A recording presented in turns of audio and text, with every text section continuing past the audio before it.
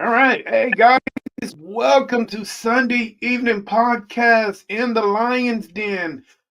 This is Terry with NSPS TV Paranormal. How you guys doing? I'm doing great. Okay, so tonight we are in Nashville, Tennessee, visiting a team called Sunset Paranormal. And that's okay. That's okay. Got a little comment here, so let me get rid of that. Okay, so let me bounce up in here. Okay, yeah. So tonight we're visiting Sunset Paranormal from Nashville, Tennessee. Alice, introduce yourselves to the world. Hi, I'm Alice Stevens. I am the founder and owner of Sunset Paranormal.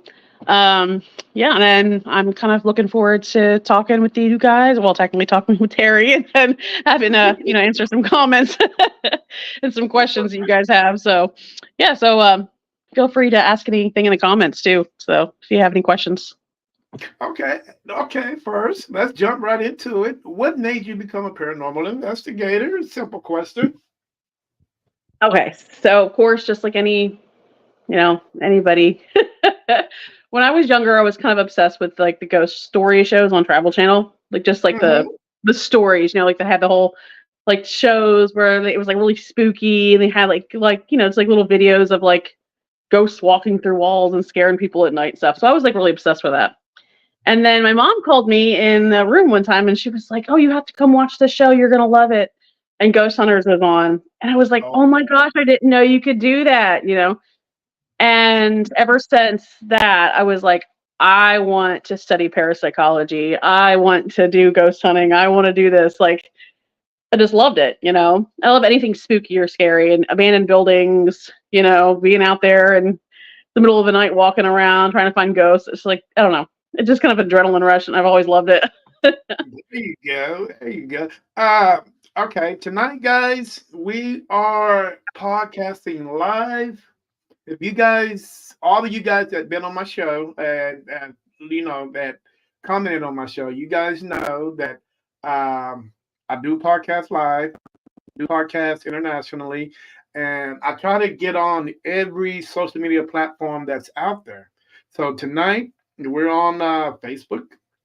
We're on Facebook Live. We're also on YouTube. We are also on Twitch. If you don't have a Twitch channel, guys, please get you one. Tell me, how can 3 million people on there be wrong? We also on X, which is /Twitter. We also on Instagram, and we also are on Kick. Kick is a new platform. It's somewhat like YouTube, but it doesn't have all the laws that YouTube has. So you get a little bit more leniency on that streaming app. And so we are also on Rumble.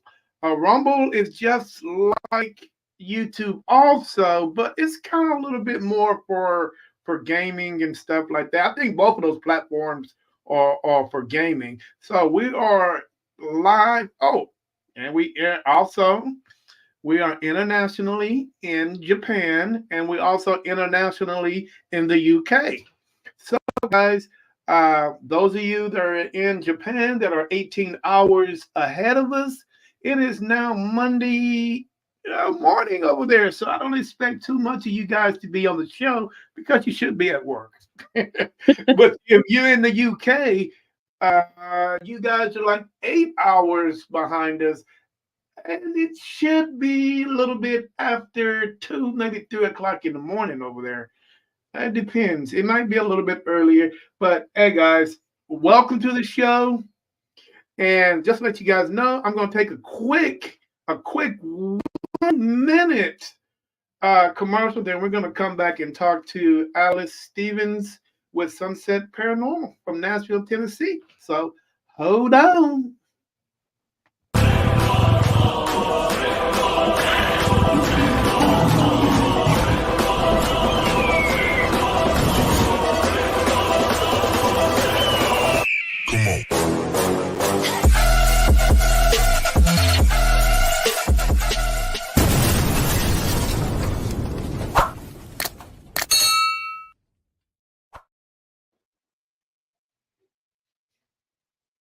right, guys, we're back. Right, man. If you guys didn't miss a few minutes ago, we're talking with Alice Stevens from Sunset Paranormal, and we are in Nashville, Tennessee. Hey, I hope you guys out there got your zingers because I'm eating them and they're not paying me for it. So, but anyway, hey, I try to have zingers on every podcast because that's what I love to eat when I'm on the podcast. So if you guys didn't get your zingers, man, come on. It's not too late to run to the store. But anyway, let's jump back to Alicia Stevens in Sunset Paranormal.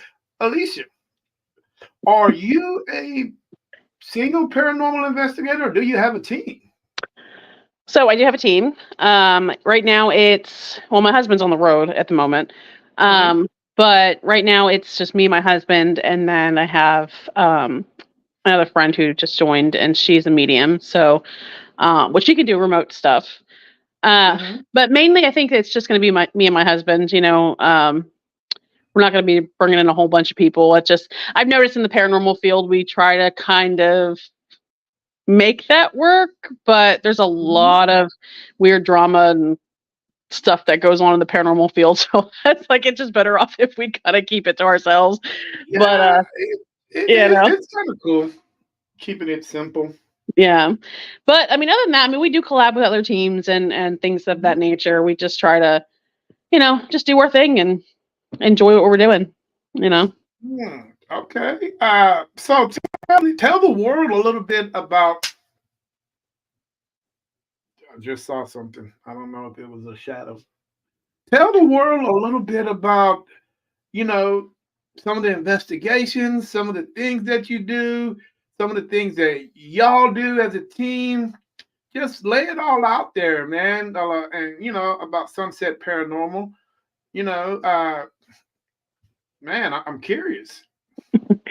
Okay, so we like to investigate using the scientific method. Mm-hmm. Um, mainly just forming a hypothesis and kind of going back over everything, making sure that we are doing everything correctly. We like to do the whole debunking. We try to make sure that everything is more scientific, scientifically based. Um, we like to use a lot of our stuff that just reads environmental data, and we don't really play too much with the gadgets. I know everybody likes the whole blinky lights and that kind of stuff, but you get a lot of false positives for that. And so we try to kind of just stick with, things that can read the environment. I mean, because really that's what's going on. Mm-hmm. So there's a lot of, I guess, misconceptions about the paranormal field. And we're really just trying to help others learn and grow in the field and kind of learn how to actually investigate, the way it's supposed to be. Because there's a lot of stuff on television. The television has ruined paranormal. So we're really just trying to teach everybody like how to actually investigate, how to go about it.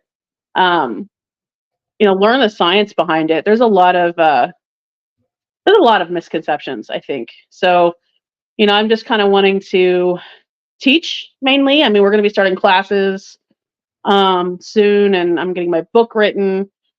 So, and the book is straight science. There's not a lot of like fun stories and things. It's mainly about just like it's a kind of like a pocket guide where people can take with them on investigations.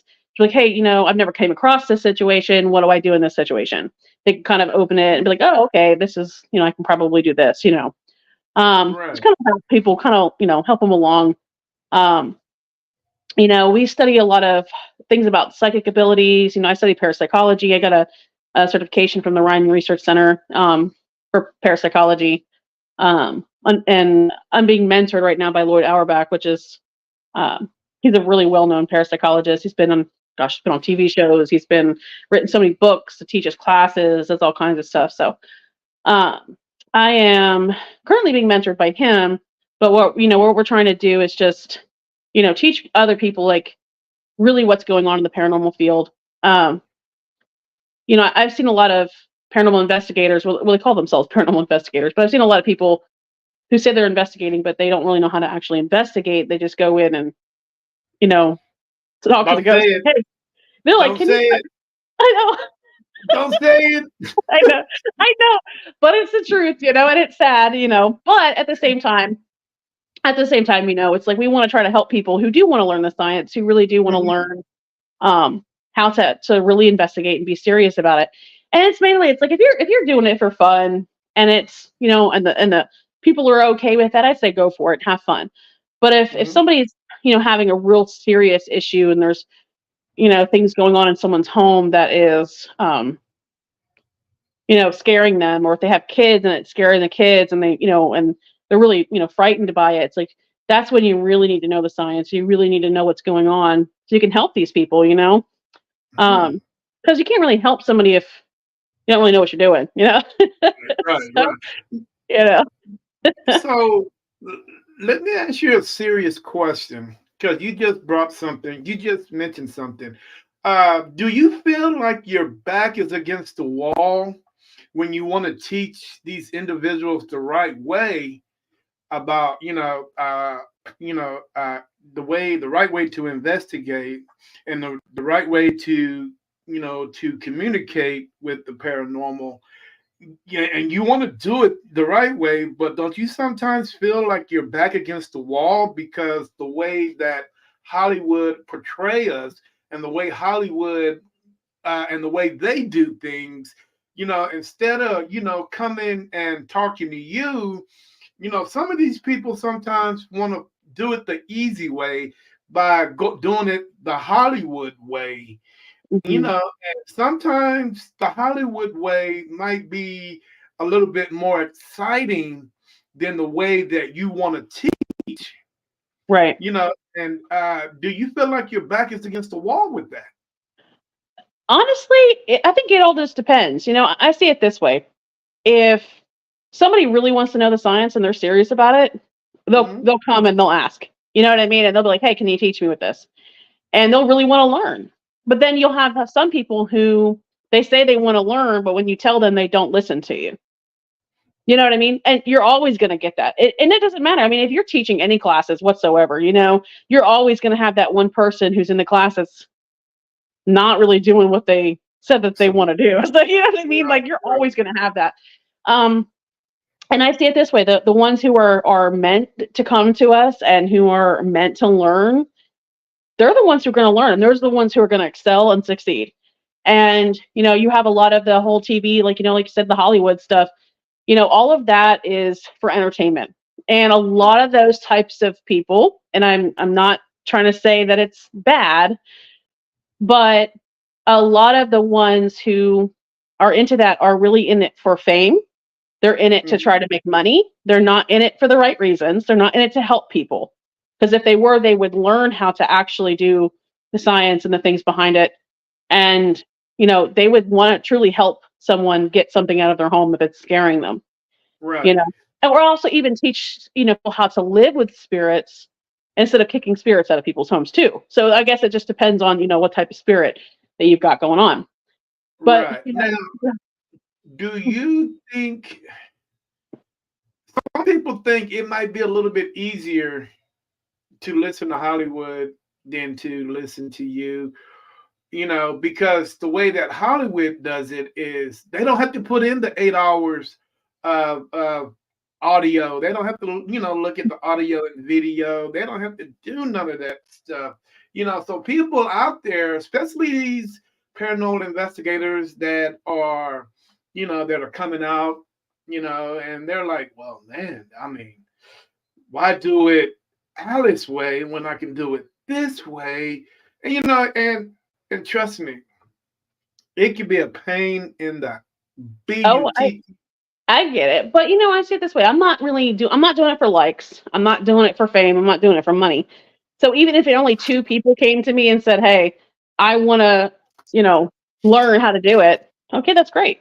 That's another team or somebody who's possibly going to make their own team who can actually do it the right way and really help people and really learn. You know what I mean? I'm not in it for the whole fame thing. I don't care. I could care Right, less about a TV show. I could care less about any of that stuff. I think what my job mainly is just to help people and to help them learn and to study and to grow. Um, there are a lot of, like you said, the Hollywood. thing and all that. And that's perfectly fine. If somebody wants to do it and they want to go do it that way, that's fine. But they're not going to be able to tell you if somebody's got a poltergeist or something. They're not going to be able to tell you how to get rid of it because they don't know what it is. You know what I That, mean? Like, so that's the thing is like you got there's a lot of a deeper it's not surface level. The Hollywood stuff is ton, there's so much below that surface that a lot of people don't understand about spirits and ghosts and hauntings. And I mean, really, it really is a science, hmm and I think there's so much stuff that's deeper that people really don't want to, if they don't want to take the time to learn that, I mean, that's on them, obviously. But, I think that it would just be, it's more beneficial for not only a team, but also for any clients. And this is mainly like home client people, you call in for like private residences and stuff like that. Um, but if you're just going out and you're going to a pay place and you're just sure, there's no point in conducting a scientific investigation. You already know it's haunted. You're going there to have fun and enjoy it. You know what I mean? Right, right. But you know what? You're absolutely right because parapsychology wasn't back in the 70s and 80s really wasn't a big thing. But now I really see a lot of colleges that are Mhm. opening up their doors for it. And believe it or not, in some parts of Texas, certain school districts are even allowing this at the high school level. Oh wow. That's So see, that and I mean, I so wish that it would. right I wish there, they would bring it back. I mean, fully in colleges. I think that they need to. yeah. I Honestly. mean, because I really think it's a field that just like any other field that needs to be Mhm. researched. I mean, people, medicine, doctors and all that stuff. Yeah, I really think it should be the same way. Well, I You know think what a I lot of mean? it is that they consider it as pseudoscience. And so they're like, well, there's no actual proof of it. We can't prove anything really. hmm All we can do is document changes in the environment in paranormal areas. You know what I mean? That's the whole reason. A lot of people don't even know, like, and this is one thing that kind of drives me nuts. But a lot of people don't know that the reason why we use any of these pieces of equipment that reads the environment, like a millimeter, K2, all that stuff, is because scientists have found correlations between, you know, what's the electromagnetic field basically changing and the stuff spiking, during that time. A lot of people you see like you see them use compasses and you'll see them use like different things like that because the environment changes. hmm So there's a lot of that a lot of people don't understand. Like they're just like, oh, they're just running around with a millimeter and they don't know what that, what does it mean? You know what I mean? What are they actually using it for? Right. And it's really about, collecting data and trying to understand the environment in paranormal areas. Um, but they found the correlation between using, these pieces of equipment and noticing that the electromagnetic field is changing in a particular place that usually has the highest residual energy. hmm So, you have a lot of that happening, which is like, the stone tape theory. We already know all about that, but it's, I kind of think it's kind of interesting how I've noticed that if you say certain names or you bring up certain, um, situations that happened in history, that you get like a little bit of an energy spike and you have that. I've had my millimeter shot up to like almost 200. It was like 175. Oh wow. Yeah. Just from mentioning certain names. So I think that a lot of the energy we're seeing, a lot of it is residual, personally. Now you'll have some things that are interactive, but I don't really think that a lot of it can be interactive. And then there's also other theories, which I won't get too deep into. Uh, but basically, where it's like everybody kind of like thought forms. Everybody believes a place is haunted, so when they go in there and they investigate it, it becomes haunted. You know, So Yeah. that's why I said, there's a lot of these places that people are paying to get into. It's like, is it as haunted as they believe it is, or are they having experiences because their mind is telling them that they're having experiences? You Hmm. know, so there's a lot of stuff behind that, but The one thing I yeah. know, the one thing that I do know, because I have one, is the mind is very powerful. Oh yeah. It will allow you to see things, that not like you say, your mind can play tricks on you. Oh yeah. And like you were just saying, it if you go into a haunted location and your mind is already there, it's a good chance that your mind is gonna think that it's haunted already. I like, Hmm. Right, and that.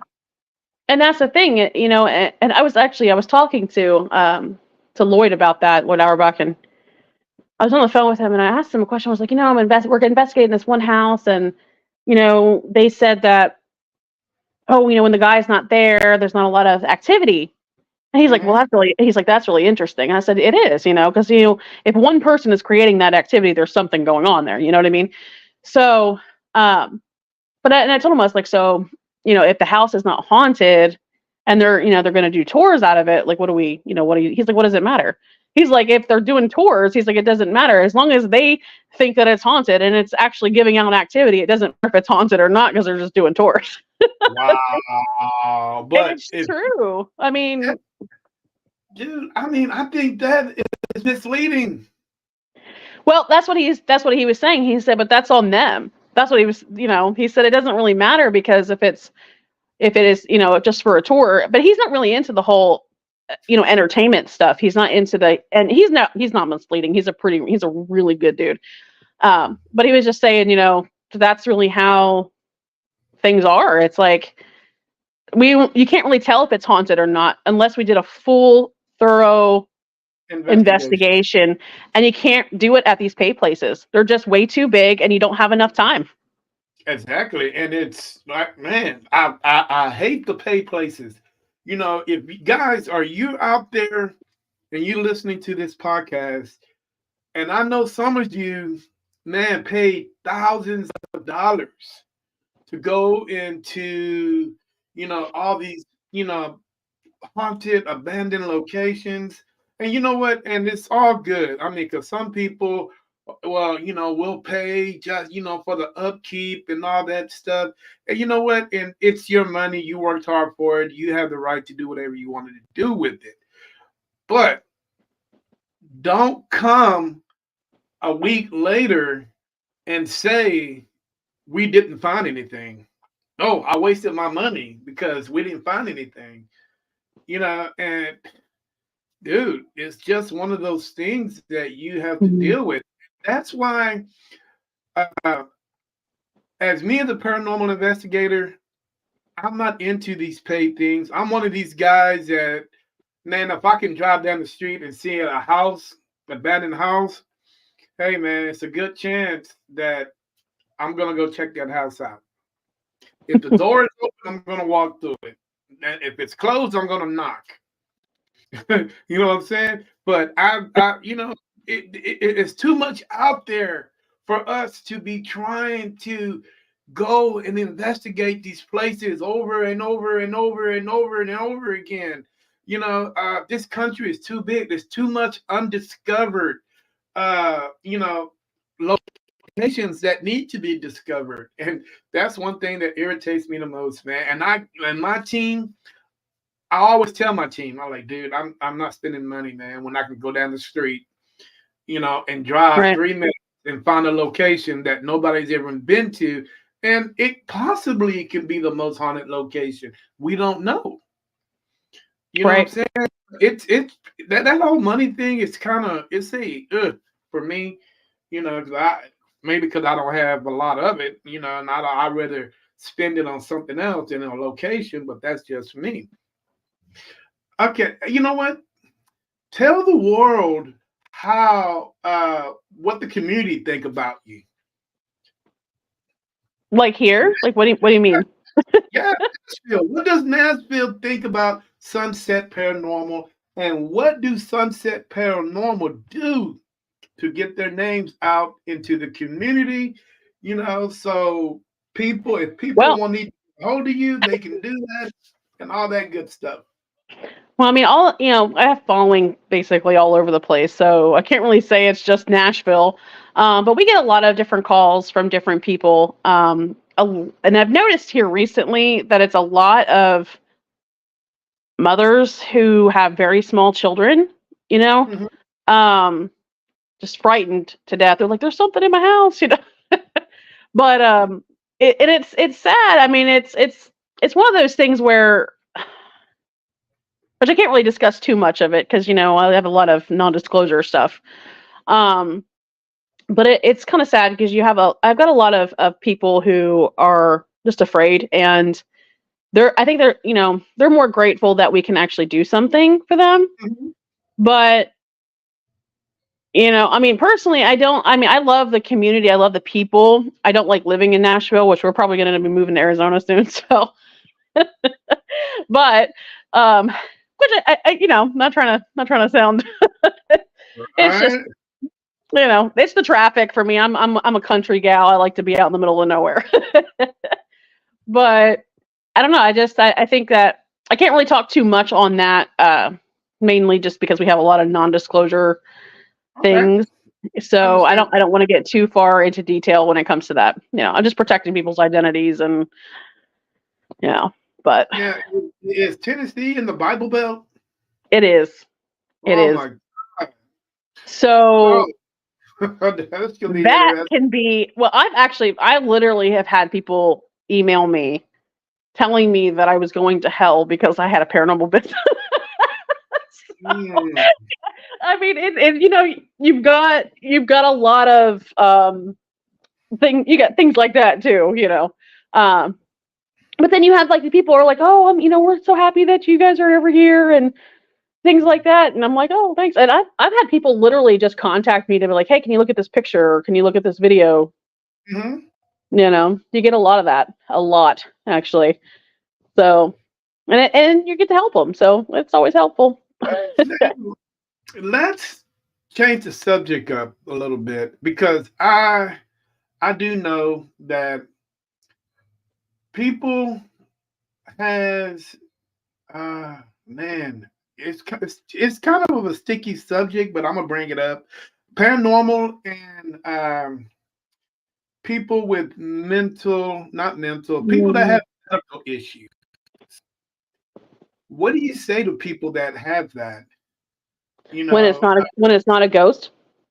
yeah, because I do know that these pharmaceuticals today are putting, uh, man, there's Hmm. thousands and thousands of medications out there. Some have things in it that shouldn't be in it, Right. to make these people, sometimes see things. It might not say it on the bottle, but there's It some does. medication there that makes you kind of hallucinate, and make you Yep. see things.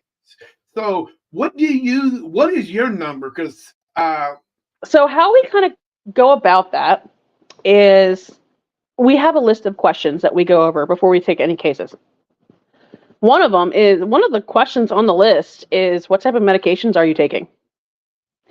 And we tell them like it's not because we're trying to judge you, it's not because we care about you, we just want to make sure that because paranormal sightings have actually occurred because of that, the same reason what you just said. And a lot of times they'll just tell you, and some of them are like, well, I don't want to talk about that.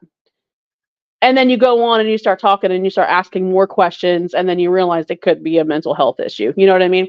And a lot of right, times, if it is that, and we do go in and we find nothing, and we find out it is a mental health issue, right? Um, it. A lot of times we'll kind of refer them to a counselor. Um, and well, and it depends on the type of counselor too, because it's hard to find psychiatrists that mm-hmm, actually believe in the paranormal. mm-hmm, And so you have to be really careful about who you're referring them to. Um, which actually one of our team members, she's studying to be a psychiatrist. So she's studying psychology right now, getting her degree and everything else. So we'll actually have her on our team, and she's also a medium, which makes it oh, easy.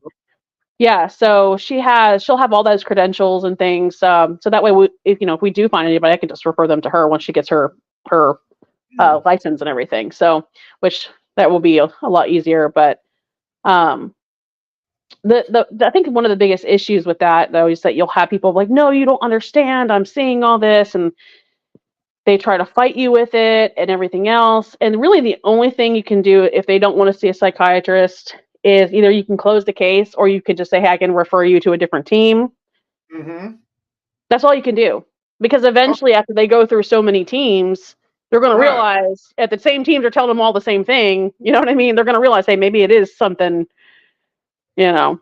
So Okay, so what do you think? Give me a number, percentage wise, that you would think most of these cases worldwide are has most of these cases, have medical issues. There's some teams out there that think, it's 80-20, 60-40, and some of it, I mean, 40% will actually say, hey, no, this is not, paranormal. This is has something to do with medical issues.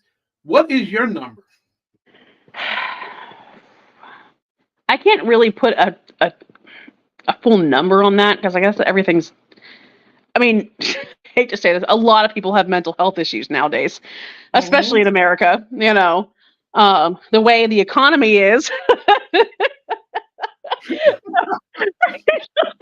Trying to be mean. I'm not trying to be mean, but there's a lot of stuff like that going on right now in America, and I just try to help as much as I can, really. But I don't even know if I could put a number on it at this point. But I will say that there is a lot of. But okay, so here's a story. I can kind of tell you about this one. I can't say names or anything. We Okay. had this one. We had this one person, and she called us and she's like, "Oh, I'm seeing things. I've got bruises all over me. I've got this, and this, and this happening." I'm like, "Okay, did you call a priest? Did you talk to a priest?" Because I'm thinking maybe she's got something going on. She's waking up with bruises and scratches on her. There's something going on, you Hmm. know? And so I actually called one of my friends. She was in the area. And I'm like, "Hey, can you get her in touch with a priest or whatever?" She's like, "What's going on?" And I told her, I gave her the number. Well, she calls me back and tells me, she's like, "I got in contact with this girl, and she's literally saying that she's being possessed when she's not. She's quite literally got, I mean, it's definitely mental health, right? It was definitely like she was hurting herself, inflicting harm upon herself, and she did it like right in front of her, you know? So there's a lot of, you get people like that from time to time, and or you'll have people who will be like, "Look at this photograph. This thing's been stalking me. This thing's been doing this," and it's like there's nothing in the photograph, nothing, and you're just like, "Oh, okay," and then you're like, "Oh well, maybe it's because they're a medium, or they're have psychic abilities." I'm like, no. I'm not trying to be mean, but it's I study. That's one of the things that we study. In parapsychology, we study psychic abilities. That's like thing is like people who are psychic still have you know their wits about them. They can still function in an every day-to-day life and not have to take all these medications and not have to, So, but what I've noticed is like there's a lot of people out there that will just kind of go off the deep end.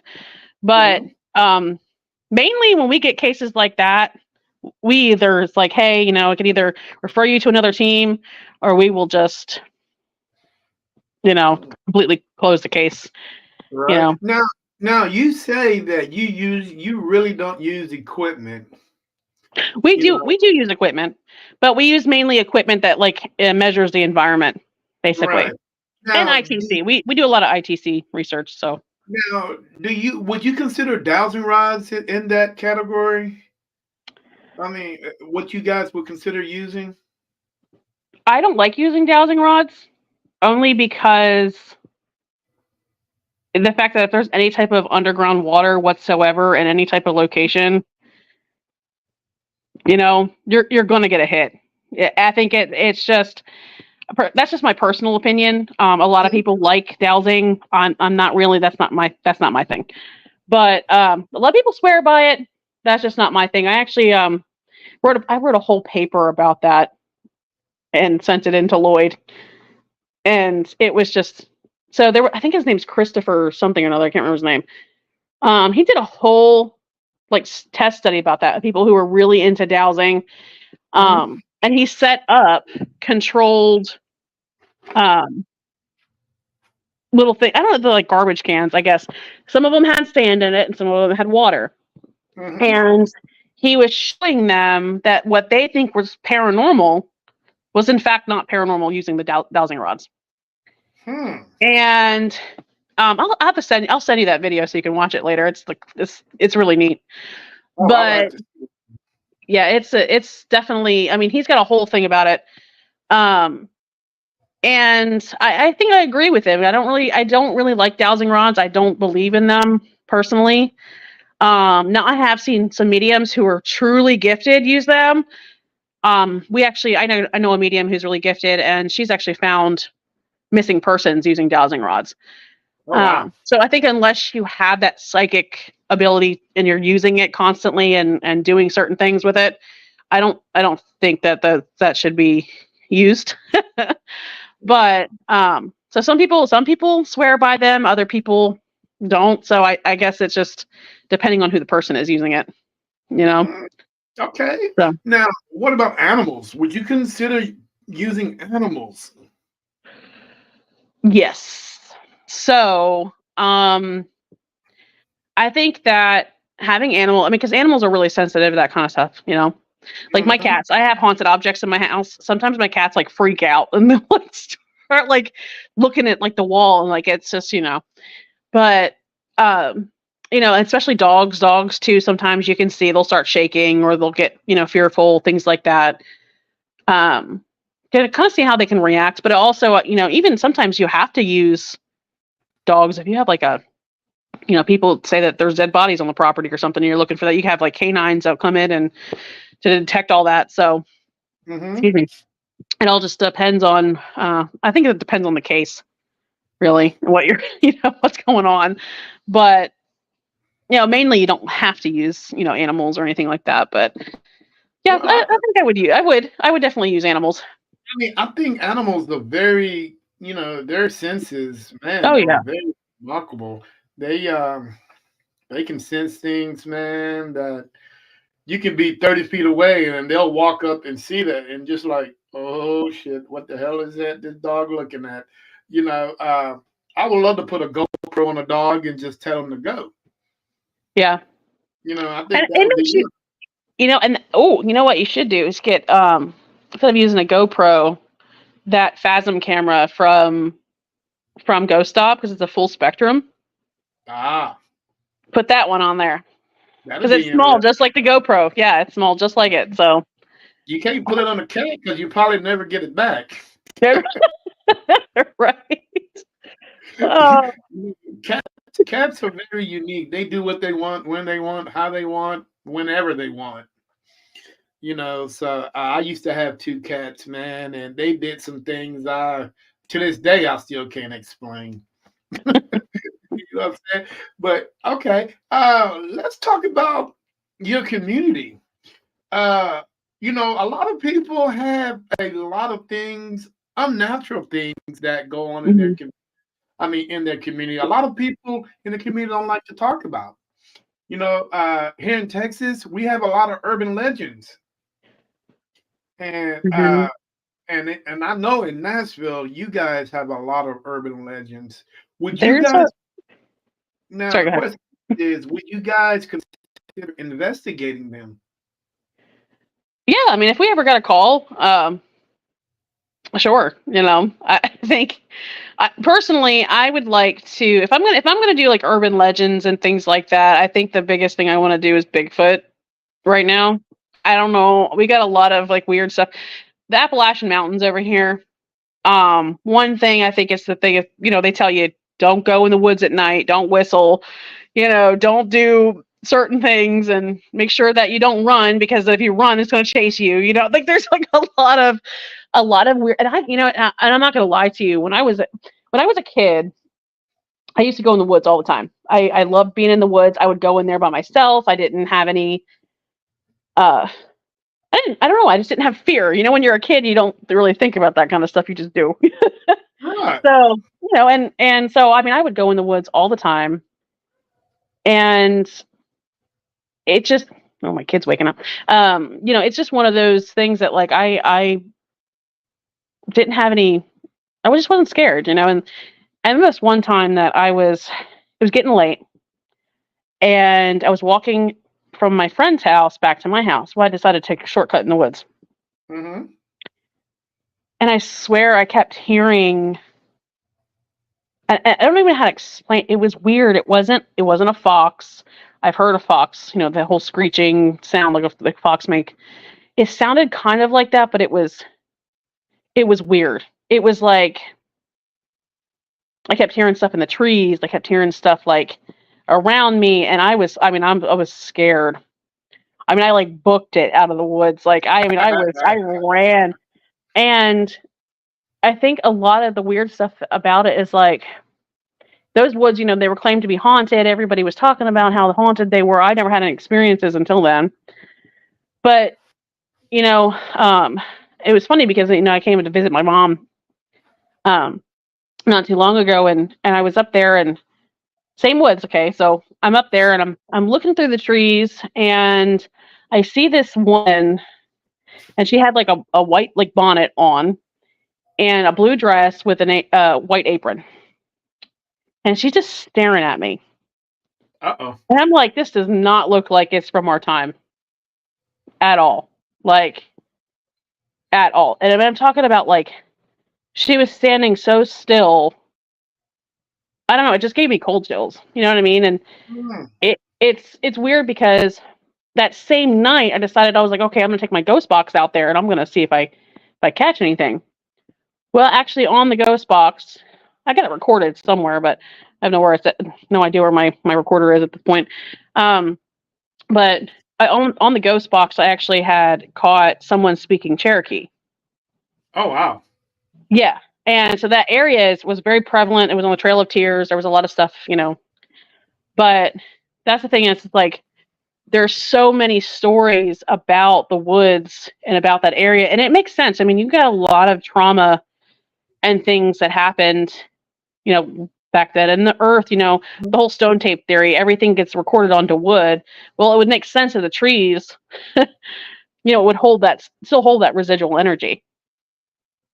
And Interesting. yeah, so I mean, there's just a lot of weird things that happen, and I think that investigating certain places out here, I would love to do it. Would I do it by myself? No, because there's other dangers. Well, there's other dangers besides ghosts, and myths and legends. I mean, you got bears out here. We live in bear country. This is like black bear central out here. It's bear country. There's there's mountain lions and in the mountains and stuff if we go over there. And um Nashville area, I just moved up here not too long ago, so I'm not too certain about in Nashville, like what kind of legends and things are in Nashville. But I know like in the Appalachian Mountains and things that we just have a lot.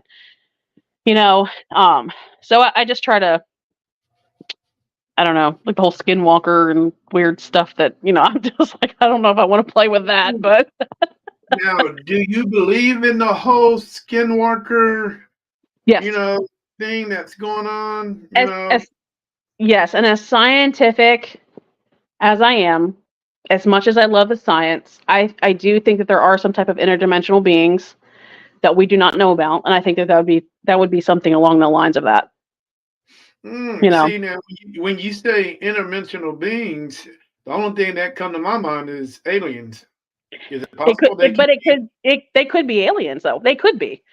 We don't know. There's so many things. If you look at physics and talks about like multiverses and different types of dimensions and things of that nature, we could literally be when we're seeing these things like you talk about Slender Man and they talk about Mothman and they talk about the Jersey Devil and all this, like what if those are alien type creatures? What if they aren't interdimensional beings and we just don't know exactly what they are? You know, Hmm. because Yeah, you we got like portals and weird stuff that they're messing. Plus, CERN's messing with a whole bunch of weird crap. So I just, who knows? Yeah, Who you're knows what right. they're doing? Who knows? Yeah. You know what? And I wish, not to change the subject, but I wish your friend could have joined us on the Oh, show. Because uh, I love women who are mediums, mhm. and but there's so many questions that I have about them. No one can ask for me. So every medium or anyone that has that twinkle twitch, I like to ask that one specific question. And the question is, if she's listening, maybe she can come on, in the comments and answer the question is, and answer the question. The question is, why come mediums are afraid to come out of the shadows? They have been in the shadows. It seems like the door is open, but they don't want to take that step. Are you talking That, about like what exactly do you mean? You like are they afraid of their psychic abilities or?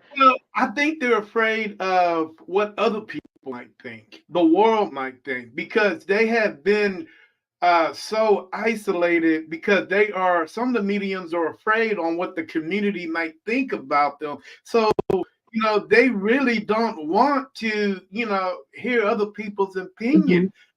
Mhm. But like witches, warlocks, these they have come out of the shadows, and they don't give a damn on what people think about them. And if anybody that has Mhm. been prosecuted, hung, slain, it has been witches for thousands of years. So for these guys Yeah. to do what they're doing, I commend them. I think a lot of it has to do, and this is just my personal opinion because I'm clairvoyant. I took classes with Paul Smith. He was and Melinda Williams too. She's really good too. I took classes with Paul Smith for remote viewing. He was over top of the CIA, the Project Stargate at the time, Hmm. and uh, and I've been practicing remote viewing for a few years, even before I took those classes. And what I can say, a lot of it has to do with, I think a lot of the fear of it is, especially, in the Bible Belt, you have a lot of people who are persecuting others because they have spiritual gifts, because they can do certain things. People are afraid of mediums because they fear what they don't understand. Hmm. And that's one of the biggest things. But, you also have the Bible saying to stay away from mediums and things like that. Now, I think that personally, and this is my personal opinion, that the reason why the Bible talks about that, and I actually talked to Bishop Long about that before, and he said something about how it's not the fact that the mediums have special gifts, because prophets have special gifts. They can see visions and hear God and things like that, right?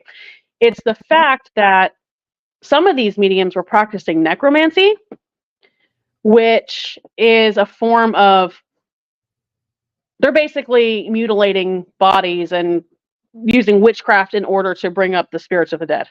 Instead of just interacting with the spirits, they are forcing it to happen using things that are, they're messing with stuff they shouldn't be messing with, is basically what the Bible Right. is saying, right? Right.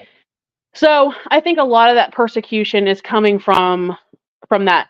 Would I say, hey, if a a medium was like, hey, I'm going to follow Jesus now, she would still have those gifts. She would just be a prophet, Yeah. Same right? thing. No different. So it's the same thing, just different. It's just a different thing. So, and we do have spiritual gifts. And I think that, and two, I think that anybody can be taught to do mediumship. I think anybody can taught to be a psychic. That's just my personal opinion. Um, I think that a lot of people, they're like, oh no, not everybody can do it, and I'm special, and this is that and the other. It's like, no, you're not. I'm not trying to be mean, but everybody has that ability, and anybody can learn. So if anybody thinks they're special doing that, then they need to be retaught or relearn the situation, Right. because you know now, are some people's gifts better than others? Yeah, because they've practiced it for years. You know what I mean? But I think a lot of that, like personally me, like I have family, super Christian, um, and just me even saying that I'm clairvoyant, like, gosh, that's gonna cause a whole tower moment. Everybody's gonna be like, "Wah," All So right. I'm gonna have to deal with that. But the whole point is that you know people are afraid because they're afraid of what others are gonna do to them. I literally got kicked out of a church for being psychic, quite literally. Mm, Yeah. So there was a lot of stuff that went on with that, which I'm not gonna get too far into. But it's quite literally like witch hunting. I mean, it really is, and I think that's why a lot of people yeah. are afraid of it. You know? 'Cause I really think I think their abilities could help the world, man. Yep. It's a shame that someone who's really gifted have to conceal their gifts, and but at some point, a stand is going to have to be made Yeah. because we cannot allow. There's no way because I think it's just like a balloon. You keep blowing that balloon, and eventually it's going to pop. So Yeah. eventually, this is what I think, and this is what happened to witches and warlocks and so on and so on. That balloon blew up for so long, and eventually it just popped. And every witch and every warlock is like, man, we're not dealing with this anymore. We've been prosecuted for thousands of years. We've been hung by trees. We're not going to let this happen to us anymore. And they took a stand on that. Oops, getting I burped. So I think that if the door is open for you guys, and you guys are looking around that corner and you see a dark road, you know what? Darkness can always be turned into light anytime. Well, not even just that. What if you are the light? Exactly. What if you're the only one that is the light that needs to step out? And that's the thing. I think there's a lot of people who don't, and a lot of people get mad at me because they're like, oh, you shouldn't do paranormal stuff. You shouldn't be talking to ghosts. You shouldn't be ghost hunting. You shouldn't. It's like, you know what? There's a lot of good-hearted people who are Christian who, like, I'm a Christian, and I tell people that. I'm like, I don't follow a lot of these teachings that other people follow in the spiritual community, things like that. But at the same time, it's like we have to continue to do certain things to help other people. If you got people who are scared to sleep in their beds at night because there's a ghost messing with their kids, pulling covers off of them and grabbing them in the middle of the night, you know what I mean? Like, what do you do with that?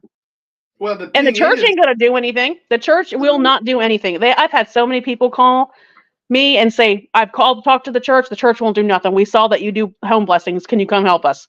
I've had so many people, yeah, you know? and the church, they're like you say, they're not going to do Oh, anything. no. But the thing is, when let's say for the Catholic Church, and I've talked about this every time I'm on my podcast, how they laid the foundation for people like me and you to go out and to investigate. Because Hmm.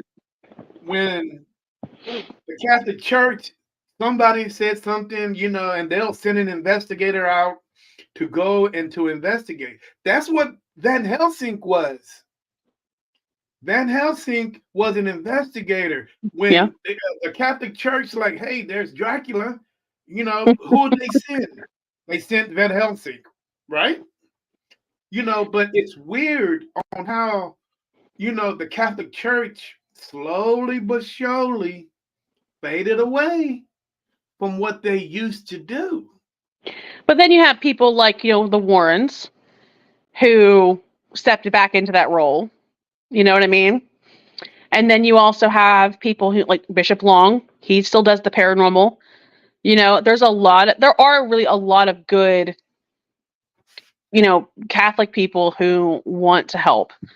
There really are. And I think that, it's mainly, I think the problem with, there's a lot of people who leave the church because of the way that they treat other people. They really, I mean, they have. I mean, it's people are walking away from they're walking away from the religious mindset. They're walking away from that need of control. They're not walking away from God. They're walking away from the people who are treating them like crap. Right, and You know. and they're looking at the science aspect, what you do also, the Mhm. science aspect of it, and I mean, you have really got to look at it. Man, I mean, there is a lot of scientific proof out there Yeah, that, and and it's even not if only it's not that, I mean, not only that, but it's in the Bible also. Whoever wrote it. yeah, and that's the thing too. It's like, and really, what science? I mean, and really, what we do as doing parapsychology, studying parapsychology, and things like that. We're literally just studying the environment in paranormal areas. That's it. That's all we do. We do that, and then we are, helping people and helping spirits along the way and things of that nature. But people are acting like it's this huge sinful thing and that we're all, doomed to go to hell. And you know what's so weird about it? Because I had a debate at work. One of the bosses came up to me. He's like, "Well, Terry, you're a paranormal investigator." And I say, "Well, you are too. You used to live. You grew up in the most haunted state in the country, Louisiana. What is your beliefs in when you pass on? What do you think is going to happen to you?" You know what he told me? Well, we're gonna go into darkness, then we're just gonna whatever I want to do, that's what I want to do, So if I love football, I'm just gonna go to heaven and watch football all day. Okay, Mhm. so you just answered your own question. So you do believe there is life after death. It's not just darkness, So you Right. just answered the question for me. He's like, well, no, no. And I asked him, I'm like, well, you know what? Ask your parents who are Catholic in Louisiana how they feel about spirits and ghosts and see what they say. Yeah. You know what Yeah. I'm saying? And he did not. And what's so crazy about after I asked that, he did not bring it up no more. So as someone who is Catholic, I don't believe that I just don't believe that spirits, like all spirits, are evil. I don't believe all of them are demonic. I I mean, I've got haunted objects. If that was the case, I would have been possessed by now, right? Mhm. you know. So, I mean, that's the thing is just I don't believe that everything is evil and demonic, and I think that there's an issue with that. Like I have family members that say, "Oh, it's all demonic, it's all evil, and you're messing with that." I'm like, no, it's not. The problem is that they don't want to take the time to sit there and actually learn. They don't want to go experience it because they think they're sinning and they think that they're going to go to hell. It's like, no. And you know what's weird about this whole situation? I was in a really bad place in my life a couple years ago, and I was like, okay, I was praying, and I was like, God, I really, really, really want this. I want to do paranormal investigating. I want this, this, and this, right? And then I actually had people from the church come to me out of nowhere telling me, I really think that this is the path that you need to be down. I don't like it, but I feel like this is what God's telling me to tell you. Mhm. And everything that has been prophesied over my life thus far from the church has been happening from the paranormal field. Mm. So Wow. I think it's funny how everybody says, "Oh, it is blah blah blah blah blah, and it's evil and it's this." And I think that it's because so many people have gotten things wrong, and then they've taken scripture out of context and made it somehow whatever it is that it's not. That they're, Right. you know what I mean? So I think that that's a big thing because ever since that has happened, everything that has been prophesied has been happening. When it comes to me doing paranormal anything. Mm. So I just find that interesting. Yeah. It is. You Hey, let know, me ask you a question. Do you think deja vu is paranormal? I don't know. I don't really. I don't know. I think that's more of just like a. I don't know. I mean, it could be. I mean, you could have something like, oh, I've been here. I've done this before. Like false memories, things of that nature. Kind of like the Mandela effect. You know, might not be paranormal. And I see it this way. I don't really think anything is paranormal. I like to use the term as it is normal. We just don't realize that it's normal. Right. Because if it was paranormal, it would never happen to anybody. It is normal. All of the spirits, everything, it's normal. But,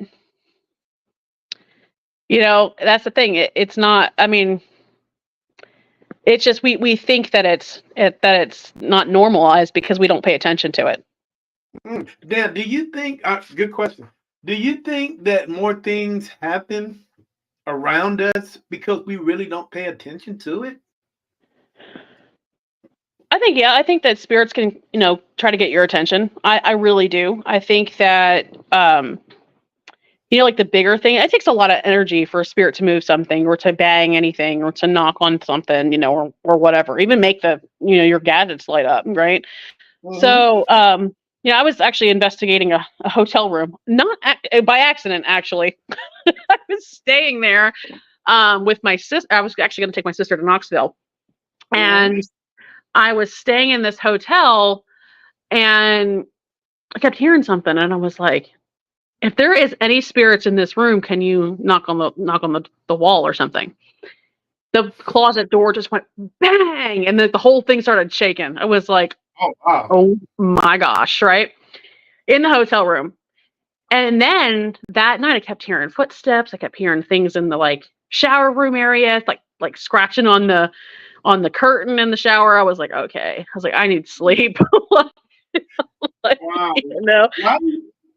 Why do you think spirits have certain spirits have more energy and able to do that compared to some?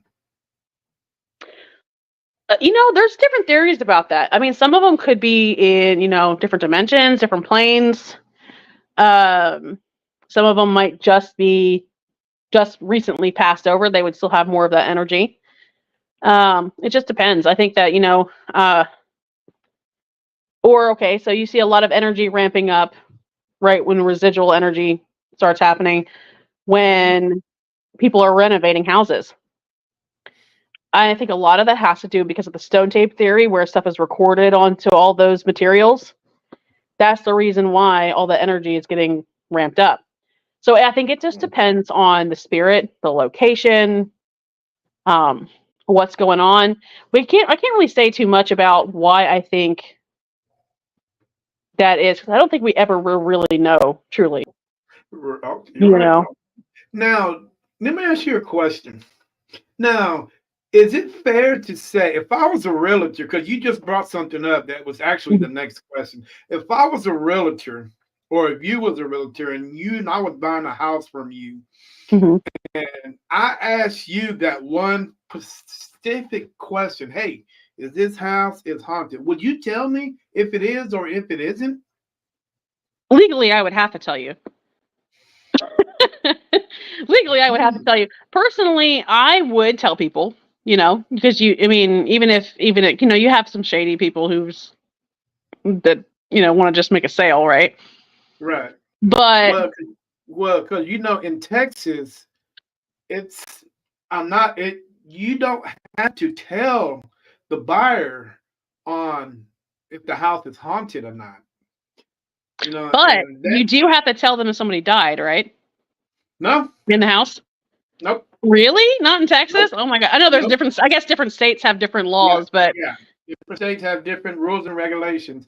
And the worst thing you can do, the worst thing you can have, if you're sitting up there, you're remodeling your house, and you have an awakening. Oh my God, dude! You know how scary that is. well, okay. It, So I have another story for you. So I was actually, so there was an apartment that I was living in not too long ago in Cleveland, down here in Cleveland, Tennessee. And I was, so we were going to move into this place. It was freshly remodeled. Everything was great, right? So excited, blah, blah, blah. So we get down there and I'm about to sign, we're about to do the walkthrough and sign papers. And she stopped and got real quiet because after she asked me, she said, so what do you do? What do you do for fun? Like, she's asking just random questions. Mhm. And I told her, I said, well, I do paranormal investigating.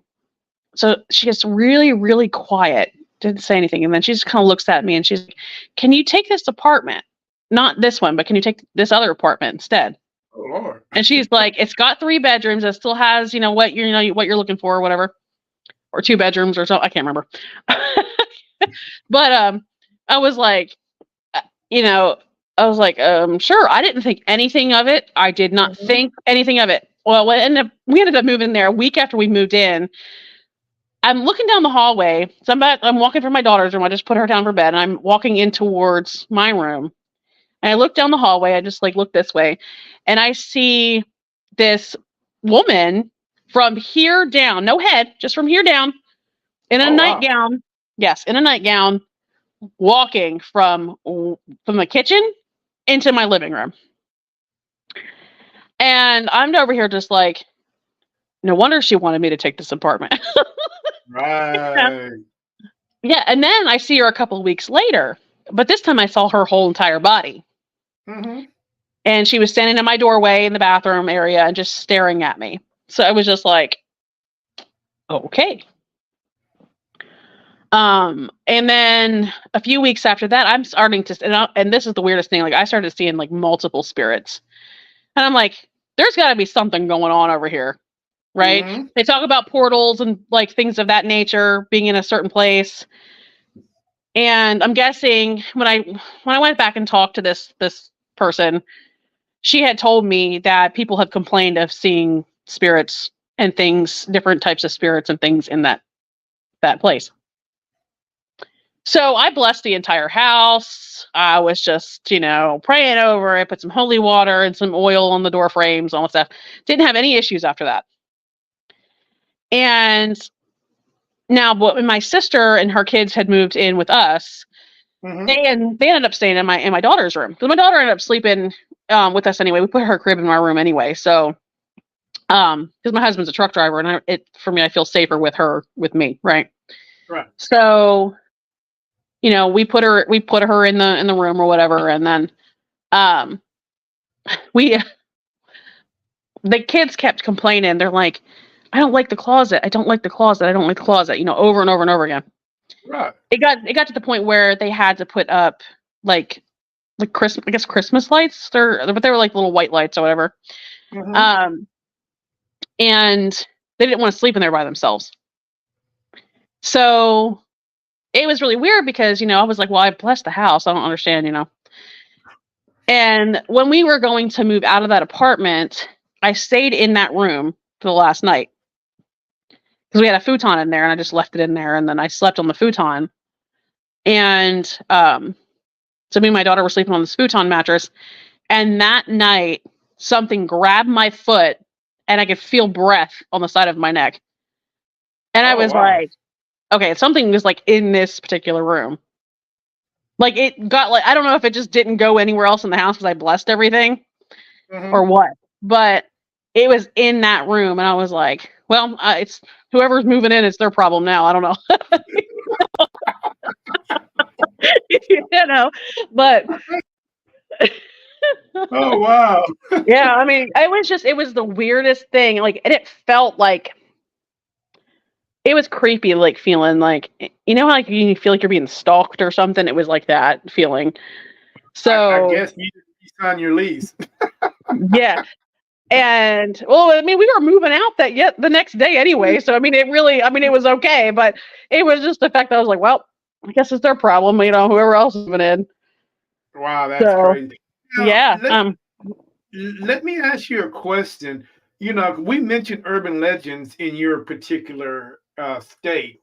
Now, do you believe in urban legends of the paranormal? Some of these things that people tell, paranormal investigators say that shouldn't be done, should be done. It's like that whole two mirrors facing each other can cause a Mhm. portal. Do you believe that? I think people are messing with stuff that they're not supposed to be doing. Like if okay, so if people are like practicing witchcraft and stuff in between those mirrors, a lot of people use mirror scrying and things of that nature. And I don't think mirror scrying is bad in general if you know what you're doing. You know what I mean? But when people are doing things to purposely conjure up stuff, that can be an issue. You know what I mean? Mm, But when it comes to like portals and things of that nature, yeah, I do think so. I do. There is a lot of personally me, I've noticed the remote viewing, using clairvoyance and things that, and this is just my how I noticed it, but I've noticed that a lot of times it's off of something reflective. So like when I'm doing it, I can see off of something reflective. Like if I was to remote view my bathroom, I would see the toilet area from my mirror. So that's why you see a lot of people in witchcraft where they lock their mirrors, they use the sage, and then they mhm. they clean it and they use the sage and stuff to lock their mirrors. Well, that's the same kind of concept, is that I think that that's, and then you have, you know, other things. And I'm not saying that it's like that for everybody, but that's just how I've, seen it. So, but I think there's a lot of weird stuff out there that we're really not going to know. But I do think like skinwalkers, like oh my gosh, that was my cat. Sorry, skinwalkers. I was telling you about that earlier. If you hear a bang, um, like skinwalkers and Mothman and Jersey Devil and like all these other different types of things. I don't know. I think that a lot of that could be, they could be entities conjured, or they could be interdimensional beings. They could be, who knows? You know what I mean? We Or, don't really, you know. hmm, or do you think it's just something that's been passed down from generation to generation to generation? Because I hear this all the time. Oh, and I'm pretty sure in Tennessee there's a Goatman Bridge, or somebody's bridge is haunted for some mysterious reason. And I'm like, dude, you know, everybody, and trust me, I get it. Every bridge that in every state that looks old and decrepit, and so on and so on, it can be possibly haunted. Right. Well, But hey, come on, man. when I will tell you, I did have this weird experience when I lived in Oregon.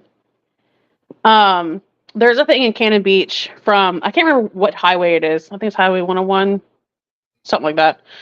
And anyway, we were coming back from Portland one night. We were going back to Cannon Beach, and it got super thick fog out of nowhere. Like, I mean, I'm talking about just out of nowhere. We couldn't barely see. Then we see this guy, his hair's all in his face, you couldn't really see his face, dressed in all white, walking down the road. And everybody's like, let's stop, let's stop. I was like, no. I was like, I was getting a really bad vibe. Like something just was not right. You know what I mean? Mhm. And like they're like, let's stop, let's stop. And I'm like, no, we're not gonna stop. No, no, no, keep going. And he kept going, but he was gonna turn around to see if he wanted to ride. When we turned around, this guy was nowhere to be found. And there's Oh nowhere wow. he could have went because we're in the middle of the mountains. Like there's mountains on this side and there's mountains on this side. It's just like a road. And so there was nowhere he could have went. And so I'm, sitting there thinking, it's like there's hills and there's tons of trees on each side. There's nowhere he could have went unless he went in the woods. You know what I mean? But he would have had to climb a hill. It would have been really hard for him to get through that. Right. And it's the forests and stuff are really dense in Oregon, because it used to be like rainforest area, because Hmm. it rains like 9 months out of the year over there.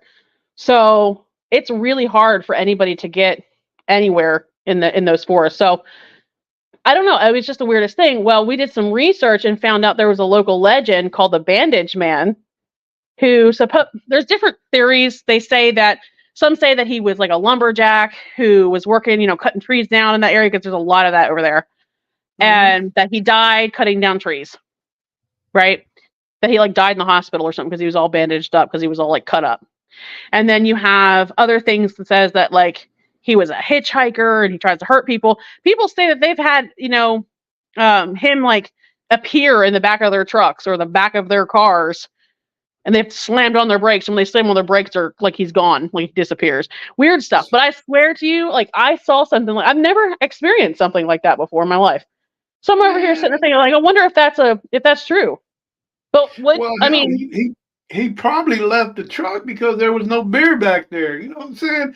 He just saying, man. but it makes you wonder about these local legends and things like the Lady in White, on Route 66, Yeah. things of that nature. You know what I mean? And it's just it makes you wonder about them. It does. It really does. And I don't know, what I experienced. I can't say if it's real. I can't say if it's fake. It could have just been some type of residual thing, And you know you what's know. really and you know what's really crazy is because I sometimes I just sit it and I just think, and I'm like, man, will it when it's my time to go, will I have access to all this unknown information that has been held with us, that has been held Mhm. from us, since the beginning of time? Will I know all of this? And sometimes you just got to think and wonder, man. Is it possible that once you pass on and you will have access to all this knowledge, everything that you ever wanted to know, everything that you ever wanted to see, and so on and so on, man. And it kind of makes you, I mean, it doesn't make you want to go any sooner than what you have to, but it really makes you think on, man, My I'm my finally gonna theory, keep my hand on that book. well, see, and my theory would say that yes, you probably do. And I'll tell you why. So when I started doing the remote viewing and everything and practicing with Paul Smith had said certain things about remote viewing.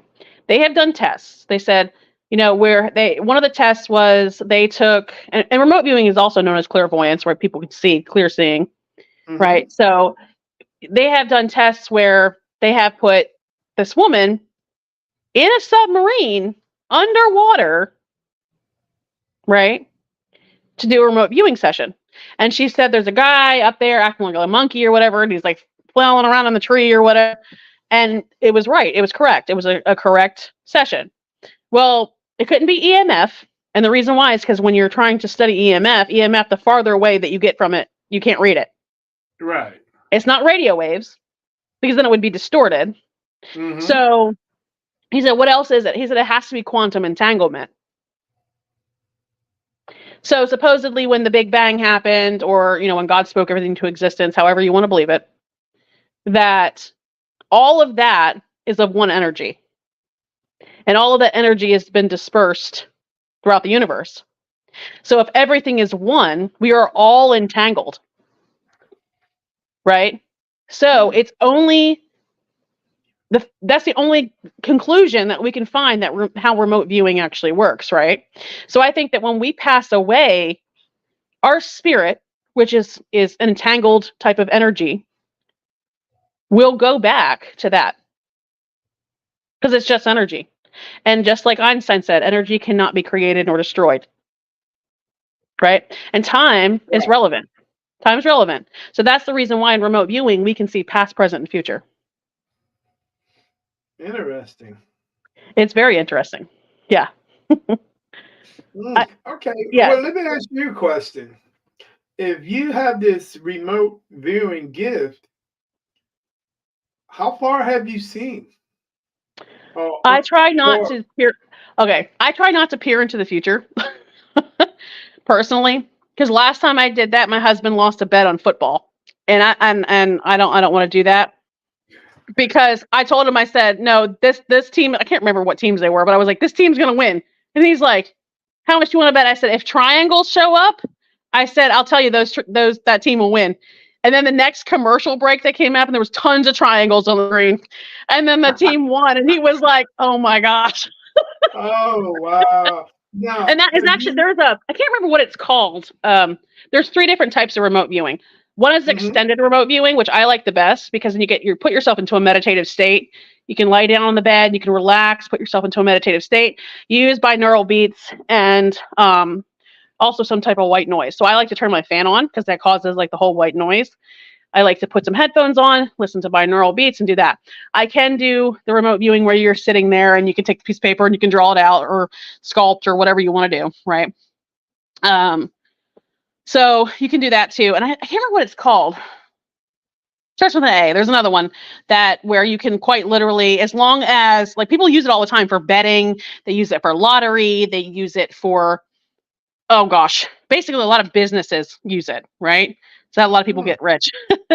So I'll send you a link to the different types of remote viewing. You can see it, but there's a lot of there's just different ways you can do it. But those are the three main ways, and that's where I kind of draw the line in that because I don't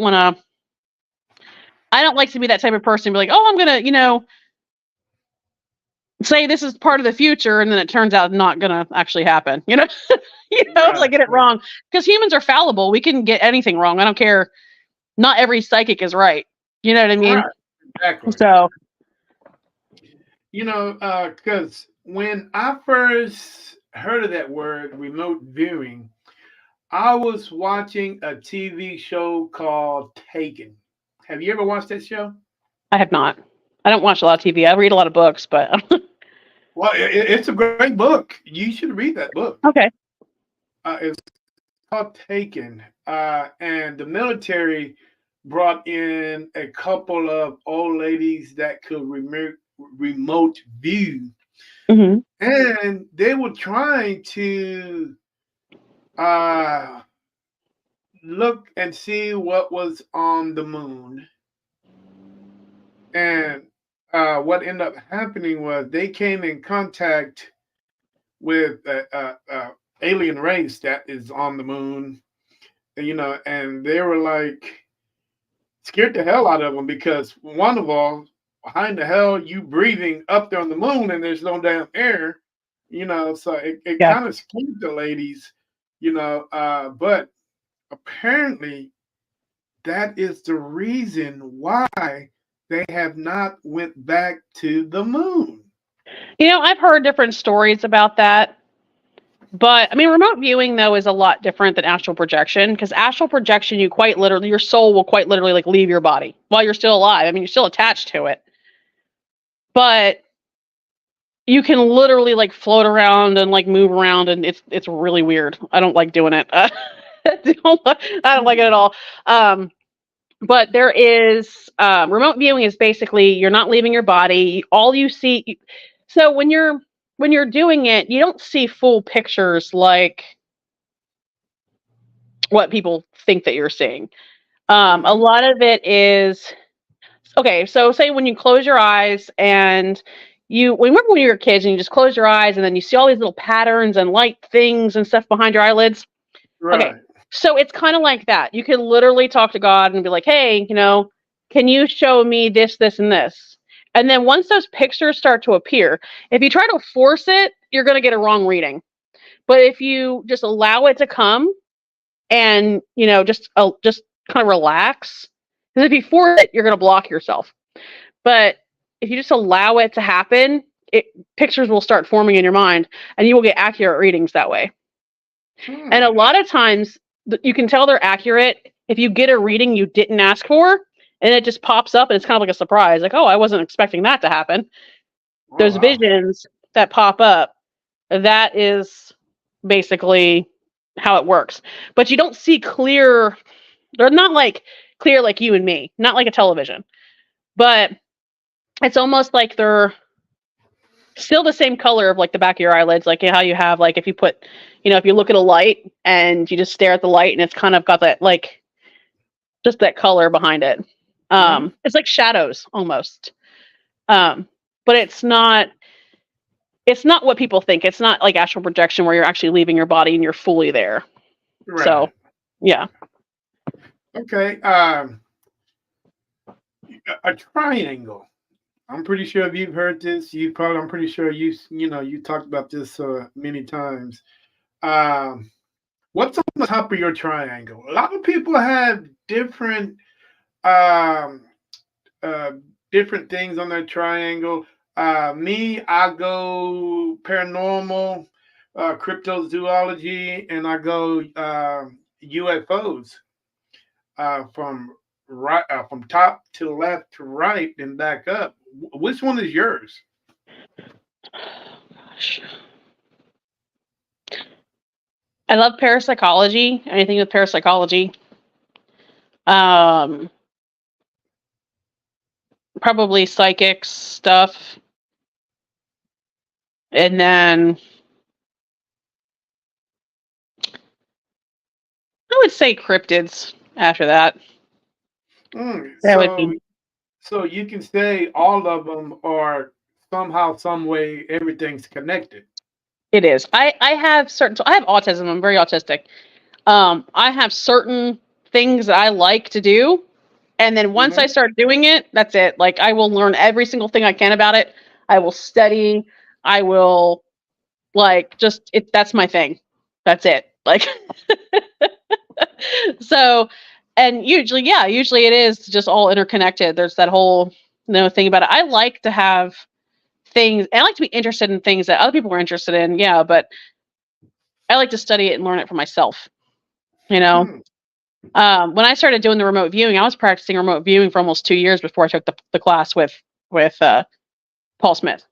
So, and I actually taught myself how to do that, and I've gotten several accurate readings with him.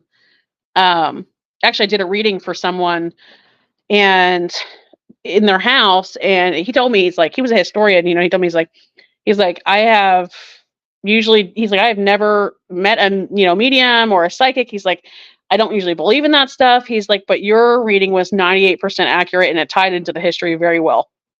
Hmm, interesting. And it was all through remote viewing. So it wasn't I didn't talk to spirits. I wasn't communicating with them. I wasn't having any it was just reading that energy.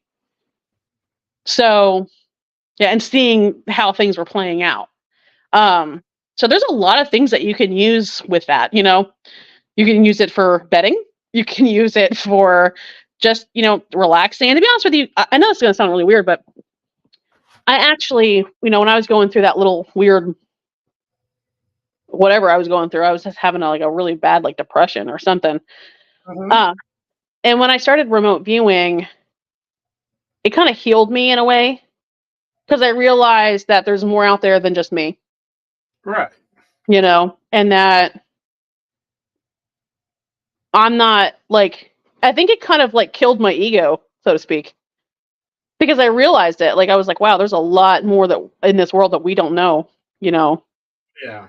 and we're just a little tiny speck in this vastness of a universe that we'll never be able to explore in our time.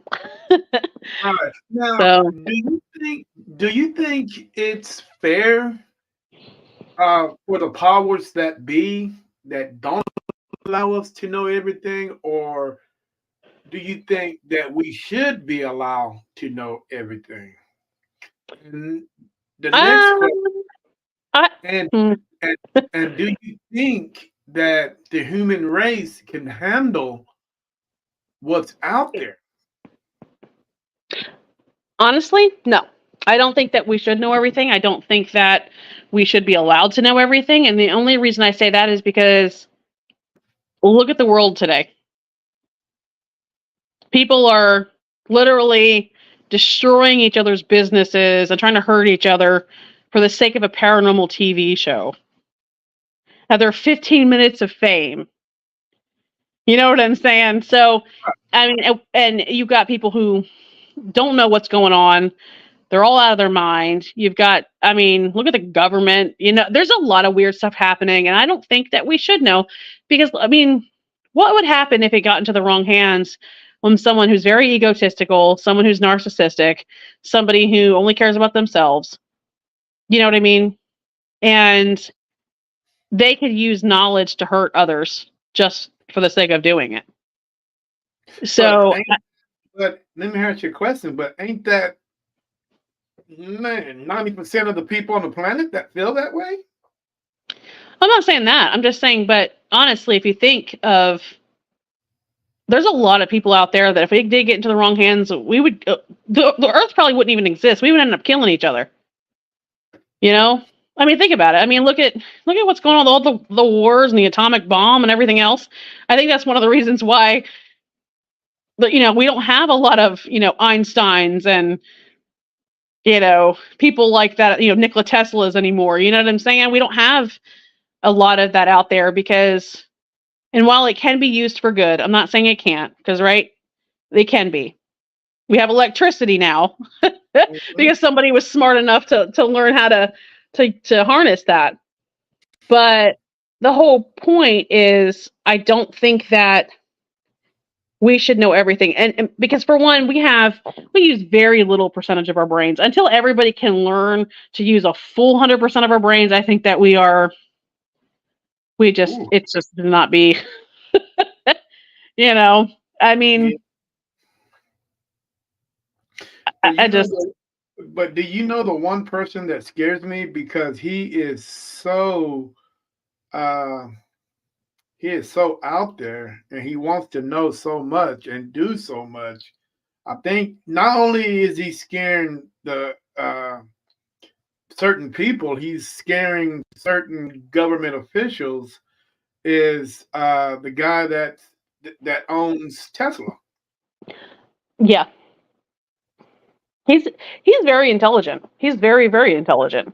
Yeah, he's a very intelligent, but some people always, you know, oh man, it's just one of those things with the government and certain people are afraid of individuals that have uh certain ambitions. They if you want to do this, you want to do that, and it's kind of scary. Right. So 'cause he wants to do this, he wants to do that, he wants to go to the moon, he wants to go to Mars.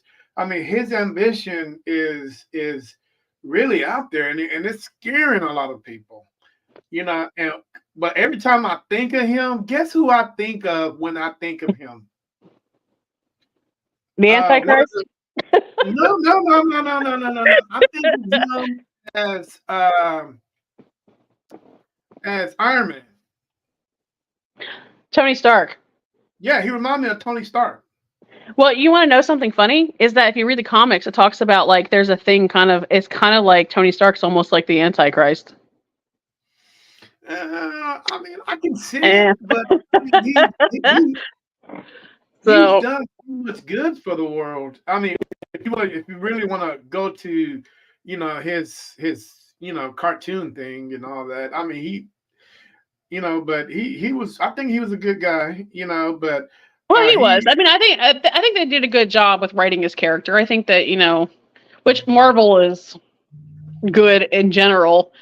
I think it's better than DC Comics. That's my personal opinion, but oh man, we can talk for days for that one. I don't know. Like, uh, But but he Tony Stark was because he did a lot of things. His dad did a lot of things that if he didn't do, the world would be totally different. yeah. If he didn't Well, help out with the atom bomb, if he didn't do this, didn't do that, the world. I mean, I'm not saying that somebody else would have done it, but I'm pretty sure they would have. But but I, the country wouldn't have all that blood on their hands. So what another mhm. country, you know, but for this country to do it and have all that blood on their hands, you know, I don't know, man. It seemed like they have no reason to back themselves up because they did it first. Another country said you can do this, you did that, but for Right. it's crazy. Well, I think too, if he's trying to better the world and he's trying to make things, better for people, like the common people, great. You know what I mean? But if you're going to be pricing everything up in like hundreds and thousands of dollars that people can even barely afford to even buy groceries right now, you know what I mean? That's an Hmm. issue. You know what I mean? Then you're just catering to the wealthy at that point, and you're not doing any good for anybody. Well, he's not doing any good with these high priced cars he's putting out. That's for sure. Right. Because Lord So, knows I can't afford it. well, see, and that's, I mean, really, if you think about it, it's a freaking battery operated car. I mean, that's all it is. It's like a little RC car, just a bigger size, you know?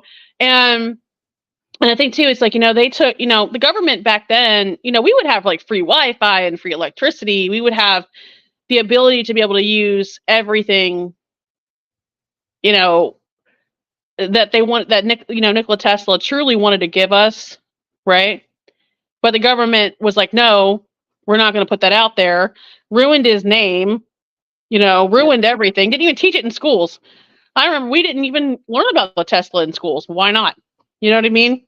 He had a great mind, but they never taught it in schools. I think a lot of it had to do with, the government not wanting people to know about, his intelligence, because it's like they want to literally keep everybody stuck. They want people to buy.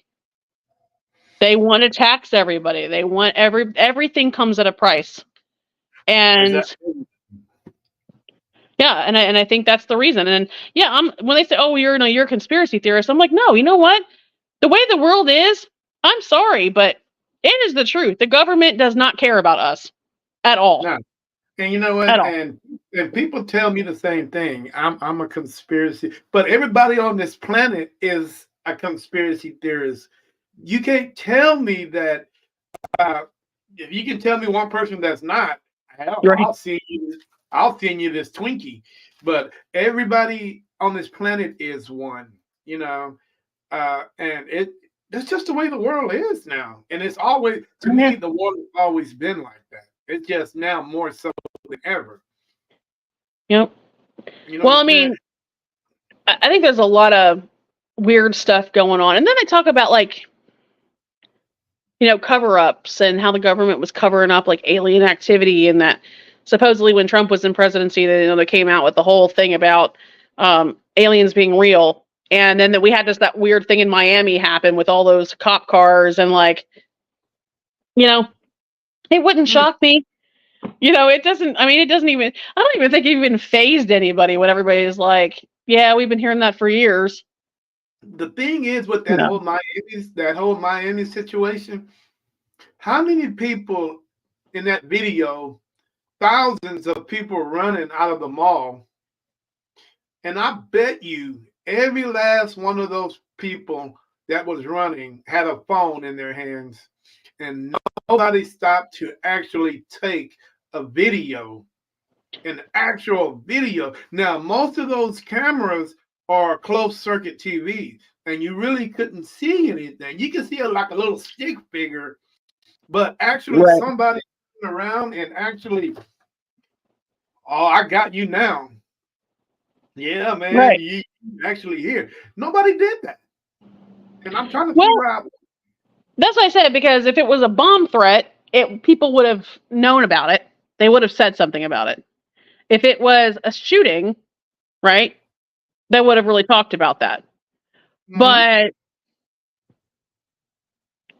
that many cop cars though, I mean, there's like 200 of them. I mean, like the whole freaking county, Right? the whole And you state know was what? there. And the question that I have is there a code or something like that for so many cop cars? Because first of all, if I'm sitting there and I call the cops and say, "Hey, man, we got aliens in this mall," do you think how many cops do you think would actually come in on that? Right. Right. So, first of all, And half of that, them. yeah, and that doesn't make sense too, because a lot of people, you're right, because I mean, how would they have known unless there was somebody already there? Somebody knew something. There has to have been something going on, because there's no reason why all those cop cars would be there. Another thing, why would aliens jump in and go have coffee at Barnes and Nobles? Right. The hell are they? What were they looking for? I'm Right, serious. exactly. What were they looking for? Right. And that's the thing, it's like weird, just weird stuff that happens. It's like,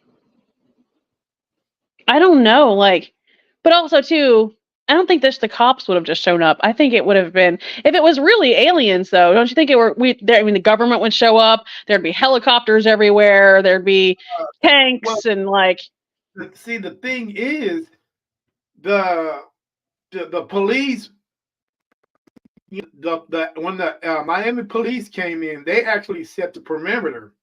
They told everybody to get back, so they had the perimeter already set. Now, the people that came in after them was the government to do what they um, do. Because if you look at one of the videos about that, the police were like, "We set this, we set this. Now everybody needs to get back. Just go home." Why would cops tell you to go home if you're at a damn mall? I don't understand. And if it's a shooting or anything else, but they would not tell you to go home. And they would not confiscate they tried to confiscate everybody's cell phone that was there. mm, And that's no way you can confiscate everybody's cell phone because some of those people got out of there before, the perimeter was set, you know, and so the government can actually go in and do what they need to do. that's true too. But it also makes me wonder. It's like, I mean, the government probably has ways to like track people down, though. And like as many Oh, cameras as we have, I can guarantee they probably have their facial features on camera. Could oh find yeah. out exactly who they are. So, and it would make sense. It's like the whole Men in Black thing when they come in and do the little, you know. Hell, But I've seen a Men in Black repossessing a car one day. hey, you know what though? They talk about how there has been weird experiences, or people have like slipped, like done like time slips where they're driving their car and then they somehow are like back in the 60s, or like they're back in like a different time era. And then they come back. He's like, and then like these Men in Black show up and be like, you can't talk about this and you can't talk about that. You can't, they make them sign like government contracts and like weird, weird If stuff. Like, you, I don't know how true that is, but I've heard a lot of weird stories about that. I'm saying, if you want me to keep quiet, you gotta pay my light bill. Right? You pay my cable bill or my internet, something. That's the only way I'm gonna keep quiet. But the government has its hands in so much. There's billions of dollars that's been spent on black budget programs we can't even imagine. From Dugway to Wright Peterson to Edwards to what's going Dulce, New Mexico, to what's going on in what's that little town? Whatever's going on in Iowa. There are so much things that in Iowa. Apparently, a airplane was flying, and they looked down and saw the ground just open up like a big Like a door, sinkhole. like a big door. I mean, the door was huge. It just, ooh, plane flew down in it, ooh, and it was just like nothing. It looked like a zipper, and Oh, I it mean, was. it doesn't shock me. It doesn't shock me that the government has, or okay, think about like Skinwalker Ranch. You know what I mean? They've got all those. They had like all these like weird like portal type things going on. They found stuff underground that gives off EMF. They've got which well, that's normal anyway, but you get what I'm saying, like weird like high levels like readings, radiation happening out of nowhere, like all this weird stuff, sightings in the sky and seeing skinwalkers and having all this like weird stuff happen. So it wouldn't shock me if the government has something with all of that. It really Yeah, wouldn't. I mean, because Skinwalker Ranch is not too far from Dulce. No, not Dulce. From the one I was just talking about, the one that's Dugway. It's not too far from Dugway. Wow. Dugway Proving Grounds is supposed to be a place. It's a military place where civilian contractors can go and do all their experiments. But what's the best way to get past things, and you won't have any problems if you do it with civilian contractors. If you do it with civilian contractors, there will be no paper trail. Right. You know what I'm saying? Because the Mm-hmm. civilians, they can do whatever they want to do. It's their money. You know what I'm saying? But once the military comes in, military spending, the Senate, the Congress, they want to know where this money is, and so on. But you never really know. You can say, "Hey, I spent $20,000 on a gavel and $40,000 on a toilet seat," but you really won't know. You know what I'm Right. saying? But it's Well, I mean, they can make it look like they're spending on money on certain things, and it not actually be what they're spending on. You know. exactly. You So, know, and that's the thing with like Skinwalker Ranch when they had. I mean, the government was actually had control of that area for the longest time. They were studying it. They were doing all this stuff, and I'm just over here sitting there thinking, I'm like, okay, you know, they've got to have something. They know something, and the government still watches it. right? So, so even though the owner has it and it's supposed to be private property, is it really? You know. No, no. People like me and you on that. The only thing is, you would never know anything about it if we own it or Mhm, not, because the mhm, government has their little fingers tied up in everything. You know, mhm. hell, they're probably watching right. They're probably listening to us right now. You Well, it know, wouldn't shock me. We better put our tinfoil hats on. yeah, you're right.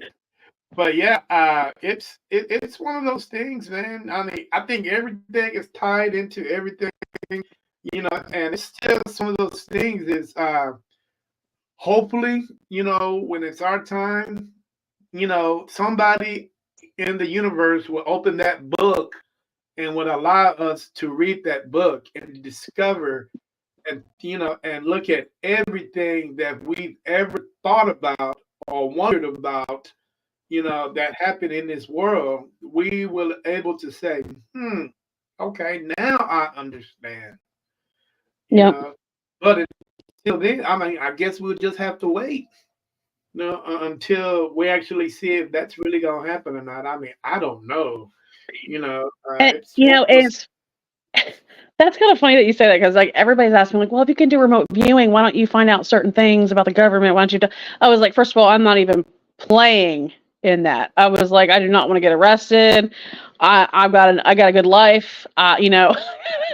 Just I don't want to deal with that.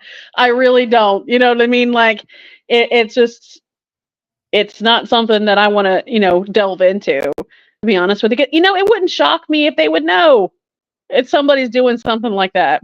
No, it's as far as like don't put yourself in a situation you don't need to be in.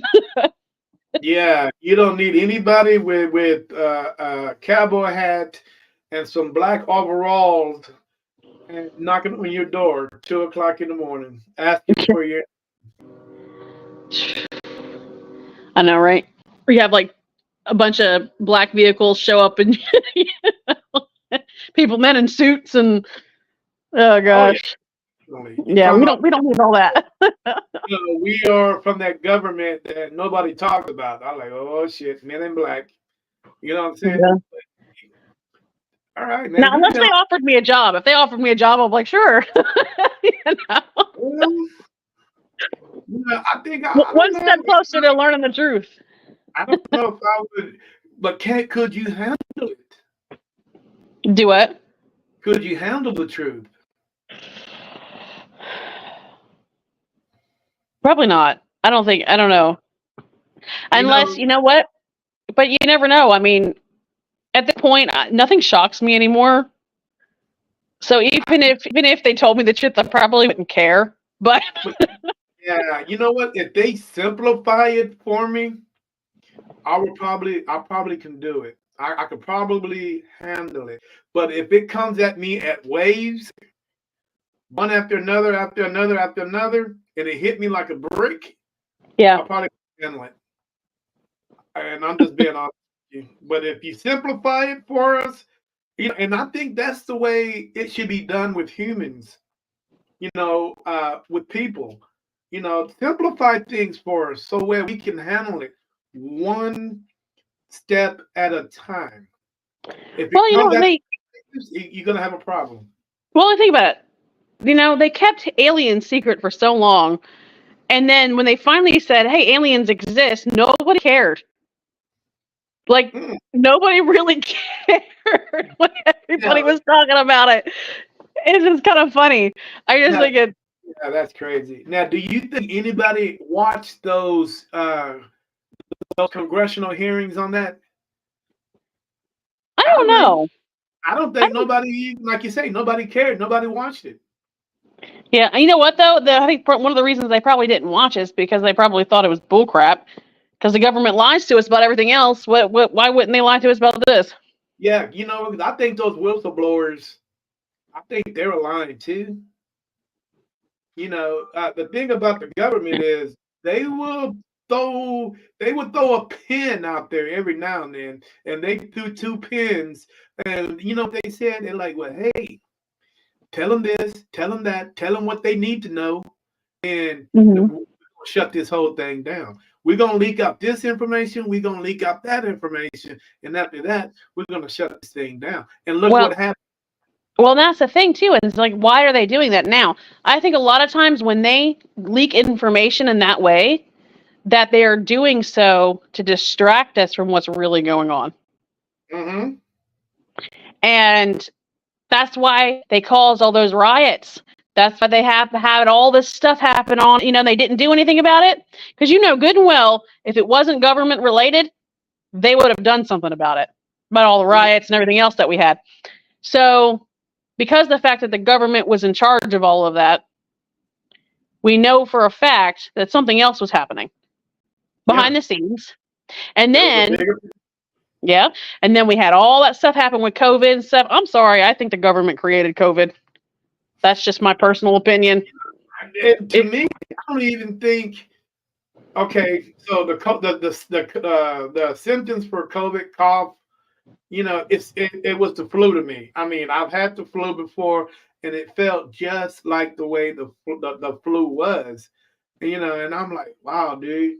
So you telling me everybody is shut down? You can't go to work. You can't do this over a string of flu that's been around for millions of years, and our body has immune to this. Take a couple of antibiotics and call me in the morning. Hey, you really don't know what's in that vial when they shooting it in your arm. It looked like perfect mhm, saline. It looked like water. could You know be. what I'm saying? Could be a placebo effect. And then it could be a way just to get everybody's money. Who knows? I don't know. But I Yeah. don't I mean, mean, obviously, I know there's a lot of people who are like, oh, well, don't joke about that. I've had people pass. It's like, you know what? I know I. But at the same time, it's like, I've had COVID 3 times. Three. It was the most horrible. I never want to experience that ever again. Ever. But I also can't take the vaccines because I have a clotting disorder. And my doctor was like, don't take it. If you're around anybody who's sick or they have anything, you make sure you quarantine yourself. And I was like, okay, cool, I'll do that. mhm. So, but I think that a lot of this stuff is all about money. It's all about keeping the pharmaceutical business up and running, right? Because you see more and more people nowadays are going back to homesteading. They're going back to making their own medications. They're going back to doing all this stuff, natural Mhm. ways of living. So they have to find a way to put fear into people in order to keep the pharmaceutical business open because the government's the one running it, FDA and all Exactly. that. Yep. You know? I totally agree with you on that. And pharmaceuticals, they can tell you, man, that little pill right there is for this, it's for that. But you know what? You take that pill, it'll knock you on your ass Oh only yeah, because you don't know what's in it. You know what I'm saying? And it's one of those things, man. COVID. I would never trust to this day. I can't. I won't put anything in my body that I think that something's wrong. And what's so yeah. crazy about it? You know what? I don't think our medical technology have advanced that far for us to come up with something that quick. Oh yeah. No. You know, hell, it took us 100 years to to cure or come up with something that destroys the HIV cell. So how in the hell can we come up with something that quick? I don't understand that. You know what I'm Not saying? unless not unless they're the ones who made it Exactly. and know how to give the vaccine. And like Trump said, it was a China thing. Hell no. That thing had nothing to do with China. It was on our front door already. And with international flights and with all this stuff happening, yeah, I mean, there's a lot of weird. I mean, and that's the thing too. It's like, what about cancer and things like that? Like my mom, she just passed of cancer, in October, and there's been so many people said like, okay, there's this guy who's written books about haven't found the cure for cancer, and then somehow automatically these guys just pass away and they're gone because they Hmm. find a cure for cancer. Yep. That don't sit right with me. You know what I'm saying? That's what I said. Like it's all about money, man. I'm telling you. And I Yeah. love conspiracy theories, and I think it's great. But at the same time, it's like they're playing with people's lives, but we still vote for them. We still put them in office. Yeah. And and the biggest thing is they've been doing research for you know brain cells, how to get brain cells reactivated. Because That's scary. how do we do that? And so they were taking uh stuff from, because the most animal on this planet that lasts for thousands of years is a shark. Shark can sit down there, and so they were taking brainstem out of a shark and trying to figure out how can they do that. Well, they did it. So once that happened, man, all the what is it called? Uh, oh man, where you can't get a, where you what is that one disease called? Not amnesia. It's called something else.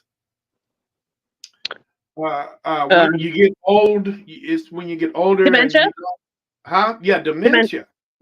Yeah, you man that by doing that, bam, they got the cure for dementia. But See, they decided, oh no, we can't have that. and that's the thing too. Is like it makes you just wonder. It makes you wonder what kind of type of things that we do have cures for, things that we can heal from. You know what I mean? And that's why it's like I don't ever like you never see me take medications ever. Like I'm just not that type of person. I don't like taking Well, medication. Hate it. I think the worst thing I've taken is like ibuprofen. you know, but I mean that's the thing. It's like I don't like it because it's like I don't know what I'm putting in my body. I don't know. yeah, I've been weird. you And only got one. You can't have two. yeah, You only got one. And yeah. and it's weird because who has that type of power? Whoever has that type of power, can you imagine what type of person this may be? I think it's that guy. What's his name? Like I think it's George. Is it George Soros or something? Can't remember his name, but he is like over top of it. Supposedly, like he runs like the Illuminati, and like he's over top of like all of this different, like the Freemasons, and like over all of this different stuff. And that's who like it's like the Illuminati and the Freemasons and the government, and then us. You know what I mean? It's like, and all we are is we're just like workhorses for the government. It's weird. I don't know. It's just I weird. think I think we need to stop paying taxes. I know, right? I Goodness. just think we should stop paying. You know what? I think we're the only government, the only nation that actually pays taxes. I think. I'm not sure, but I've heard that before. But it's crazy. But hey, man, we've been on this show for 2 hours. Oh, really? just talking. No, we're just talking and just BSing, about everything that every Conspiracy paranormal. theories. Yeah, I mean, all that's in the paranormal, Yeah. conspiracy theories. The actual paranormal. The government, this and that. I mean, everything we talked about is related one way or another. Hey, you'll know that this is right if Facebook tries to take your video down, because if they say it's false information, you know you got something right about it. Yeah, right. But hey, good that they've never done that because we've had some knee deep conversations, and man, Hmm. we've had yeah, we had some conversation that was really out there. We had people that came on the show, that were conspiracy theorists. We had people that were on the show that was, non-believers. The conversation is oh my god, dude. And it wasn't just three of us, it was like six of us on Oh, one wow. show. And and I think that podcast lasted almost 2.5 hours. Jeez. Yeah. Yeah, just what about this? What about that? But it was educating, and and I really enjoyed it. I just wish that all the people that was on that show reached back out to me so we can do it again. But a lot of those guys, one guy I can't even find, and he lives in North Carolina.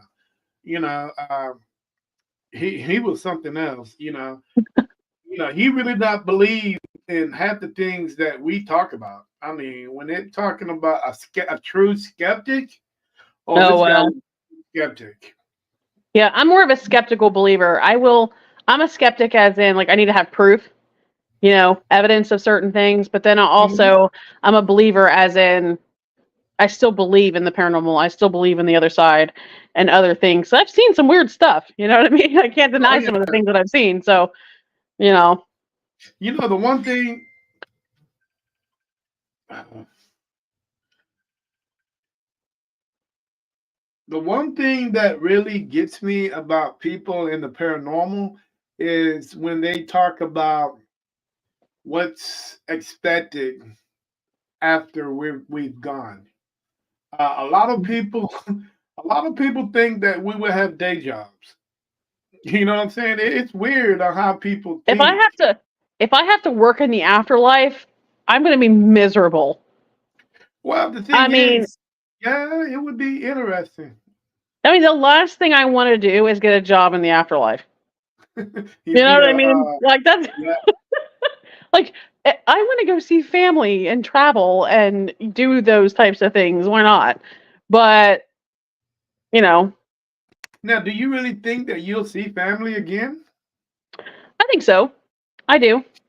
How And far? How how when far back? Now, when you say family, are we talking immediate family, or we're gonna go back to where the timeline started? I think we can. I think we'd be able to, personally, because if we're just spirit, that's like we're just energy. So, but personally, it's like, when my mom passed away, I watched her when she was having those visions and things. Because I was taking care of my mom when she passed, Hmm. and she would say stuff. She's like, "Oh, who's your friend?" And I had multiple spirits in my home because I collect haunted objects, right? And she would say how she sees my grandma and that she sees, my brother and like all this different stuff. And so, her saying those things made me realize, like, hey, yeah, I mean, if she can see those people, it's not just hallucinations. These are spirit visitations. They're coming to help you cross over to the other side. Hmm. And I really truly believe that. I think, and the fact that she was like, "Who's your friend?" You know what I mean? And when I showed her, and this is the weird part, is that I showed her a picture of my haunted objects, and she's like, "I know who that is." You know what I mean? And even though she was dying, she still recognized that. So it's just some weird stuff that was going on. But at the same time, it's like I really think that she knew. Right after that, I had a couple friends come over. They were sitting with me, whenever she passed, and we were waiting on the funeral home and everybody to come and take care of it. And we we turned the ghost box on, and we heard her voice clear as day. Oh, really? Wow. Yeah. And a couple of the other spirits that were here kept saying the name Deb, which that's her. She used to call herself Deb to people. Mm, Yeah. And so it was like, oh my gosh, and we heard her, and I said, "Hey mom, or I'm hoping you're okay. I just wanted to make sure that you're okay." You know. and what did she say? And she said, "Yeah." And then she said, "Hi." And I heard her voice. I mean, it was her voice. And after that, I felt like that was closure for me. Like I'm Hmm. still, I still grieved and I still had, my moments and stuff. But a lot of it was more closure because I felt like I know she's okay. She's being taken Right. care of on the other side. I don't have to worry. You know, she's in a good place. You know what I mean? And um I still have dreams about her, like spirit visitation dreams, where she'll, talk to me, in my dreams and weird stuff. Hmm. So, um, I mean, it was weird too. Like the other day, I swear I was walking in there, and my daughter's room was putting the clothes away, and I saw her sitting on the bed. So yeah, I mean, that's the weird. Well, that's also the room she passed in too. So, but it would make sense that you know she's sticking around. Maybe she wanted to just stick around for her family or whatever. Who knows? But um, I just see it this way. Like I know she's okay, and that's all. That's all I really need. And I think that's one of the reasons we are searching so much about the paranormal, what's in the afterlife, because we want to know that we're going to be okay when we pass, and that our Mm. family members are okay when they pass, and the So people you're we love. basically So so you're basically preparing yourself for when it do come. Now, yeah, do a lot of people don't want to know what's going to happen to them when they pass. A lot of people do want to know. right. Uh, I'm one of those that do want to know compared to not knowing, because not knowing would drive me freaking nuts. You know Well, what I'm saying? I'm a Christian, so my beliefs might be different than other people's, but and this is just a theory of mine. You know, most religion they talk about like some type of like a purgatory kind of type of thing, like like kind of like a waiting room. You're just kind of like waiting on God and the whole judgment thing and all that stuff. I think like maybe that's what it is. Maybe because even the Jewish tradition talked about a thing called Abraham's bosom, where when they died, they kind of went to this like place where they were awaiting the judgment or whatever. So it could be something like that, where we're just kind of like in this like little pocket of a place, and we're just waiting. Who knows? I mean, we don't really know. We don't really know. It's like, is reincarnation real? Is it not? Things that I've had a lot of questions. I'm very scientific, and while I do believe in God, and I am a Christian, I still have questions, and that's okay. Hmm. And I think that when you try to mix religion into it, it can get a little hairy. But Oh you yeah, know, I've so seen fights break out over that. yeah, and that's why I said everybody has to find out things for themselves, because if we don't question things, we're never going to learn. Exactly. You know, and we And that's go ahead. I don't just say we can't live off of other people's beliefs and other people's uh you know religion and other people's faith. We have to understand who we are and what's going on for ourselves. You know, so I think that that's a big thing where a lot of people are afraid to question the afterlife. They're afraid of it. They don't even want to get into the paranormal. They don't want to do any of that kind of stuff. It's like me. I want to know. That's one of the reasons I like to study the science of it. You know, Hmm. I think it's Wow. neat. I think it's neat. Yeah, I think it's going to be an interesting road trip. I just hope they got plenty of zingers when I get there, because I'm all out. You know what I'm saying? All Yeah. right. Tell the world how to get a hold of you if they want to talk now. If they want to talk to you or just have a general conversation, or Mhm. whenever if they ever in Nashville want to hang out with you and do an investigation with you. Tell the world how to get a hold of you. Right. Yeah, you can email me at Sunset Paranormal. It's Sunset Paranormal 455 at gmail.com. Or you can just message me on my Facebook. It's obviously Sunset Paranormal. It's a little black logo with a little white ghost.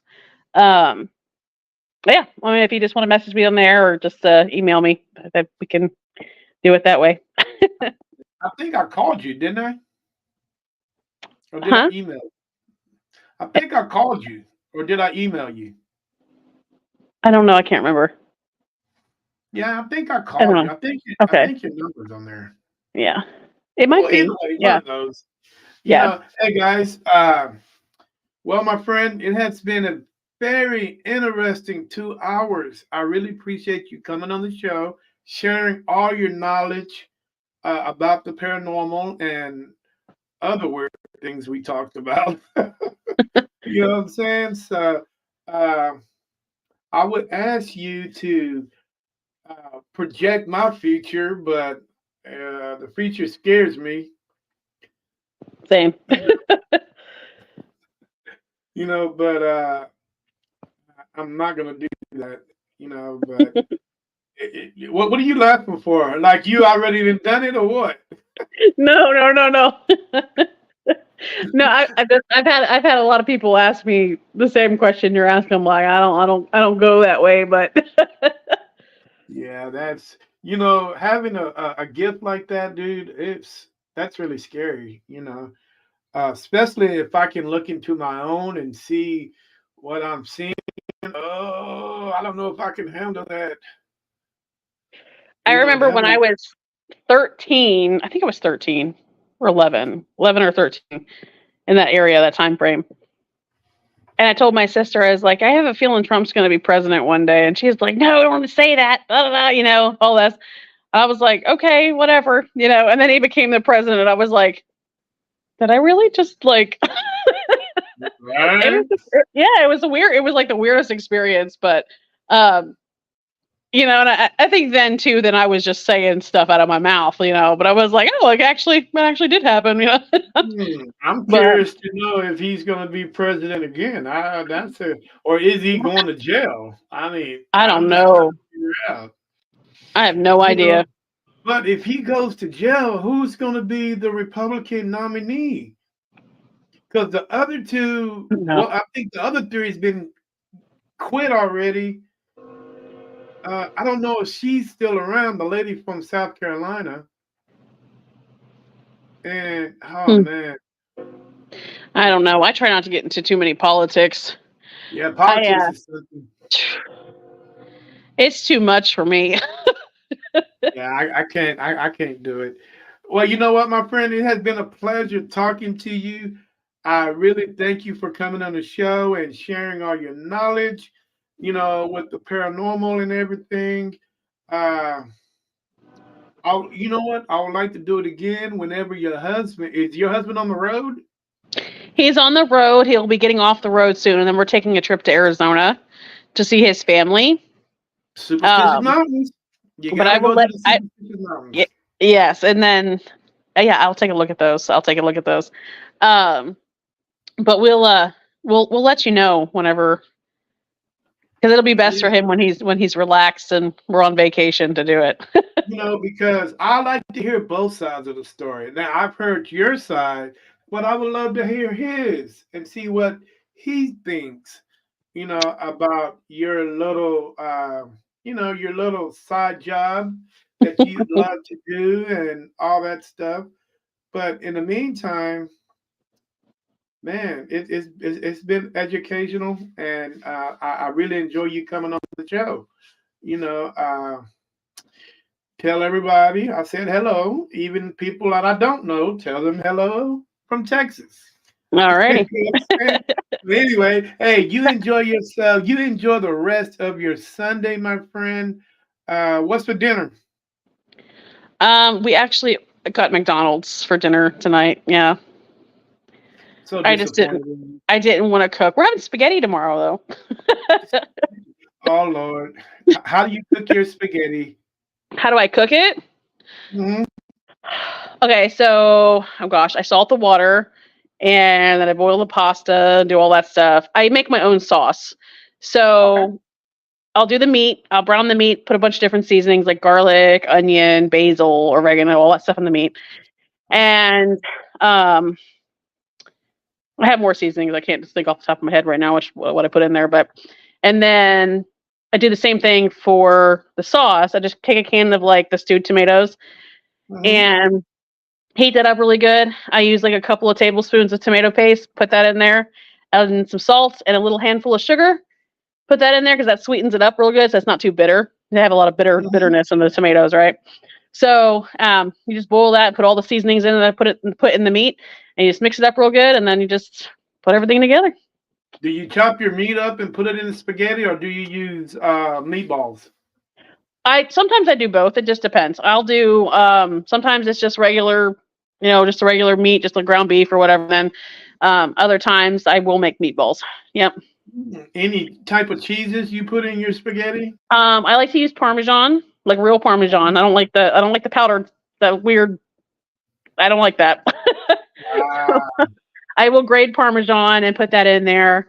Um, so that's just my go-to thing. Sometimes I make homemade pasta. It just what's your depends. side dish? What's your side dish? My side, I love a really good garlic bread. I gotta have that. No Um, cornbread. No cornbread. Not with spaghetti. No, I gotta have the Why? garlic bread. Why? I do like cornbread. Don't get me wrong, I'm a country girl. Gotta have my beans and my cornbread. Oh Lord, here we go. Yeah. But I like to have that. But yeah, that's usually how I just do my spaghetti, and then yeah, Okay. How far are you from me? Let's see. Tennessee, Texas. How many states we got to go through for me to get to a Nashville? few, a few. Arkansas, and a couple other states. I can't even think off the top. Okay. Now, long story short, the way I cook my spaghetti is pretty much the same way that you do, but once we chop the ground meat up and we cook it, and we're good to go. Now we put everything into a different pot and we layer it with cheese on top, Mm, and we put it in the oven for 15 to 20 minutes. okay, so you do like a baked spaghetti. Makes me but wait, we've also put corn in our spaghetti. Really? I've never had Try that it. before. Try I'll it. try You're it. gonna you're gonna like it. I'm telling you. I'll try it. Corn, that is really freaking and I like more. I like a lot of ground meat in my spaghetti. My son, not so much. He's I been have hanging to have around. I have to have more sauce because I think if it gets too dry, I cannot eat it. Yeah, but the way. Okay, now what happens is once that in the oven, all that grease comes down and Mm-hmm. makes the noodles really wet, and so the chance of your spaghetti coming out dry is really really slim. Well, see, that's how Because I kind of make my mac and cheese. I do it kind of like that. I bake everything. Um, I put everything in there, and I put like onion and like the chopped onions because they kind of like cook away. You know what I mean? onions I and use macaroni and cheese. Yes. It's so Wow. good. I know it sounds really weird. So Yeah. you boil the noodles, you put them in the little pot, you put a little bit of the cream, like the milk, Hmm. and put like I'd say about a fourth, almost a half a cup, I'd say, of the cream or whatever. You put that in there, you make a cheese sauce, you put the cheese sauce in it, you put a little bit of onions in there, you put a little bit of onion powder. Then you take cream of chicken soup. I know it's gonna sound really weird, like 2 cans of cream of chicken soup, and then you mix that in there really good, and you put tons of cheese in it. Tons. I mean, I'm talking about like if you pull it up, you're gonna see strings. Like, and then Oh, you bake it. It's so good. that sounds like a bathroom moment. I'm bound to be constipated. So good. I'm bound. I'll tell you what. If you try mine, I will try yours. But you Alrighty. got to send me a picture of you actually with the spaghetti and the cheese coming out of the oven with the corn in it. Okay. All right. I will do that. All right. As long Pinky, as Pinky, if you okay, pink swear, but you got to make greens too. me, make green. Yes. Oh my God. You know what? Uh, Mhm. I've never made greens before. Oh, I Because love. because other people have made them so. Oh man, I don't want to. Man, greens are one of those delicacies where if you mess up, they're gonna be talking about you for generations. And I don't want to be one of those people where I'm talked about for generations on how bad my greens are. If you, So, and I tell people too, if you don't put a little bit of vinegar in your greens, you're not making it right. You got to vinegar, have it just a yes. little bit. You gotta have that piece of bacon fat on there. Yes. Ooh, I man. put I put bacon in there. I put onions. I put some garlic in there. You gotta have a little bit of vinegar. If you ain't got vinegar, it ain't flavored right. Oh man, you know what? That's a heart attack waiting to happen. Oh, it's so good. It'd be a good heart attack. At least I'll die happy. At least, you know what? And in the South, a lot of people say that we uh, have too much starch when we eat.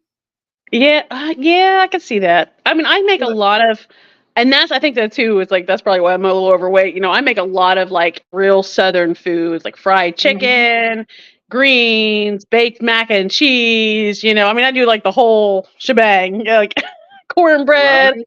soup beans, all that stuff. Yeah, but over here in Texas, we have to fight. Not only we got Southern food, but we also have to fight that whole Tex-Mex thing.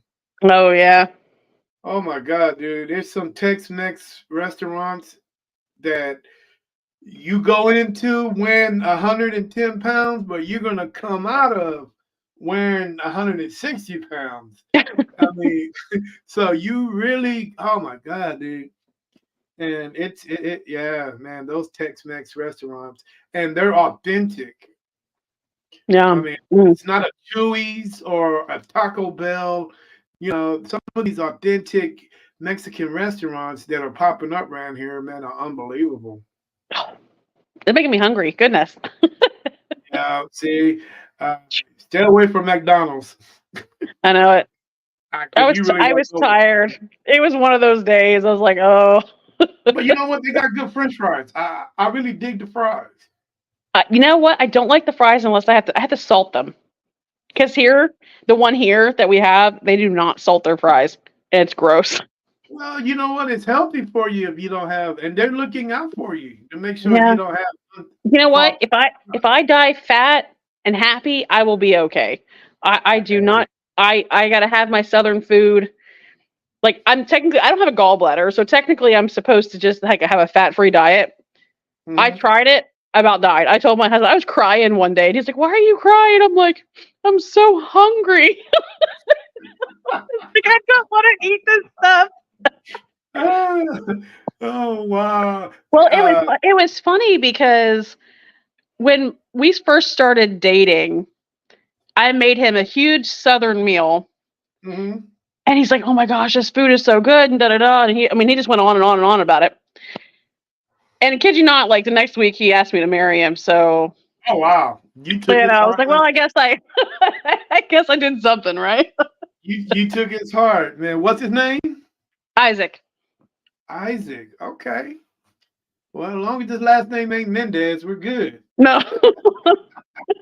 Because I think them boys are still locked up for killing their parents. Yeah. The Oh gosh. Mendez. Yeah. All right, man. You know what? When you cook that, you make sure you got my number. Okay. Feel free to send me that picture. And you know what? And the next week or a couple of days later, I will send you the same thing, the macaroni and cheese that with the recipe, and I'll show you that. I'll You give you know, I'll definitely give you the recipe. Yeah. definitely.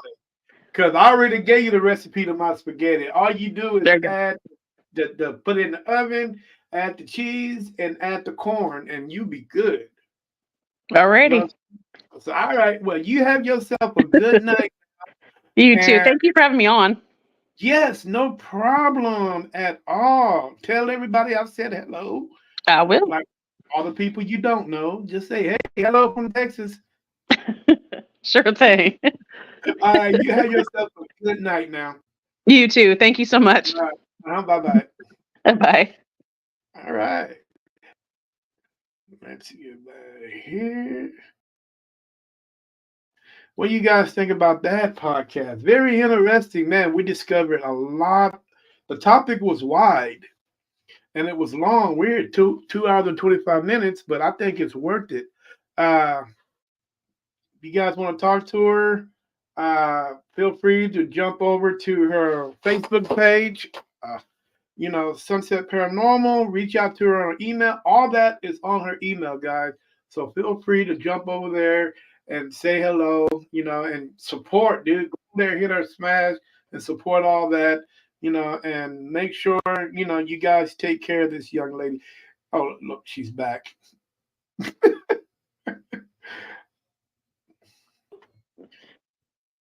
Sorry. Oh, you just messing with me? No. My phone, literally right when you said bye, my phone like cut off because I had to keep touching it to keep it on. Like, Oh, well, you have yourself a good night now. you too. Sorry. But yeah, hey, make sure you guys go over there and check her out, man. She is funny and she's real knowledgeable about the paranormal. So please do that. In the meantime, hey guys, I'm about to get out of here. It's 9:25, and I'm curious to see who won the football game tonight. The 49ers or the Detroit Lions. But in the meantime, hey, make sure you guys go hit that layer. Make sure you guys go hit that share, subscribe, like button. Let's get these numbers up, man. Show support. Support. But in the meantime,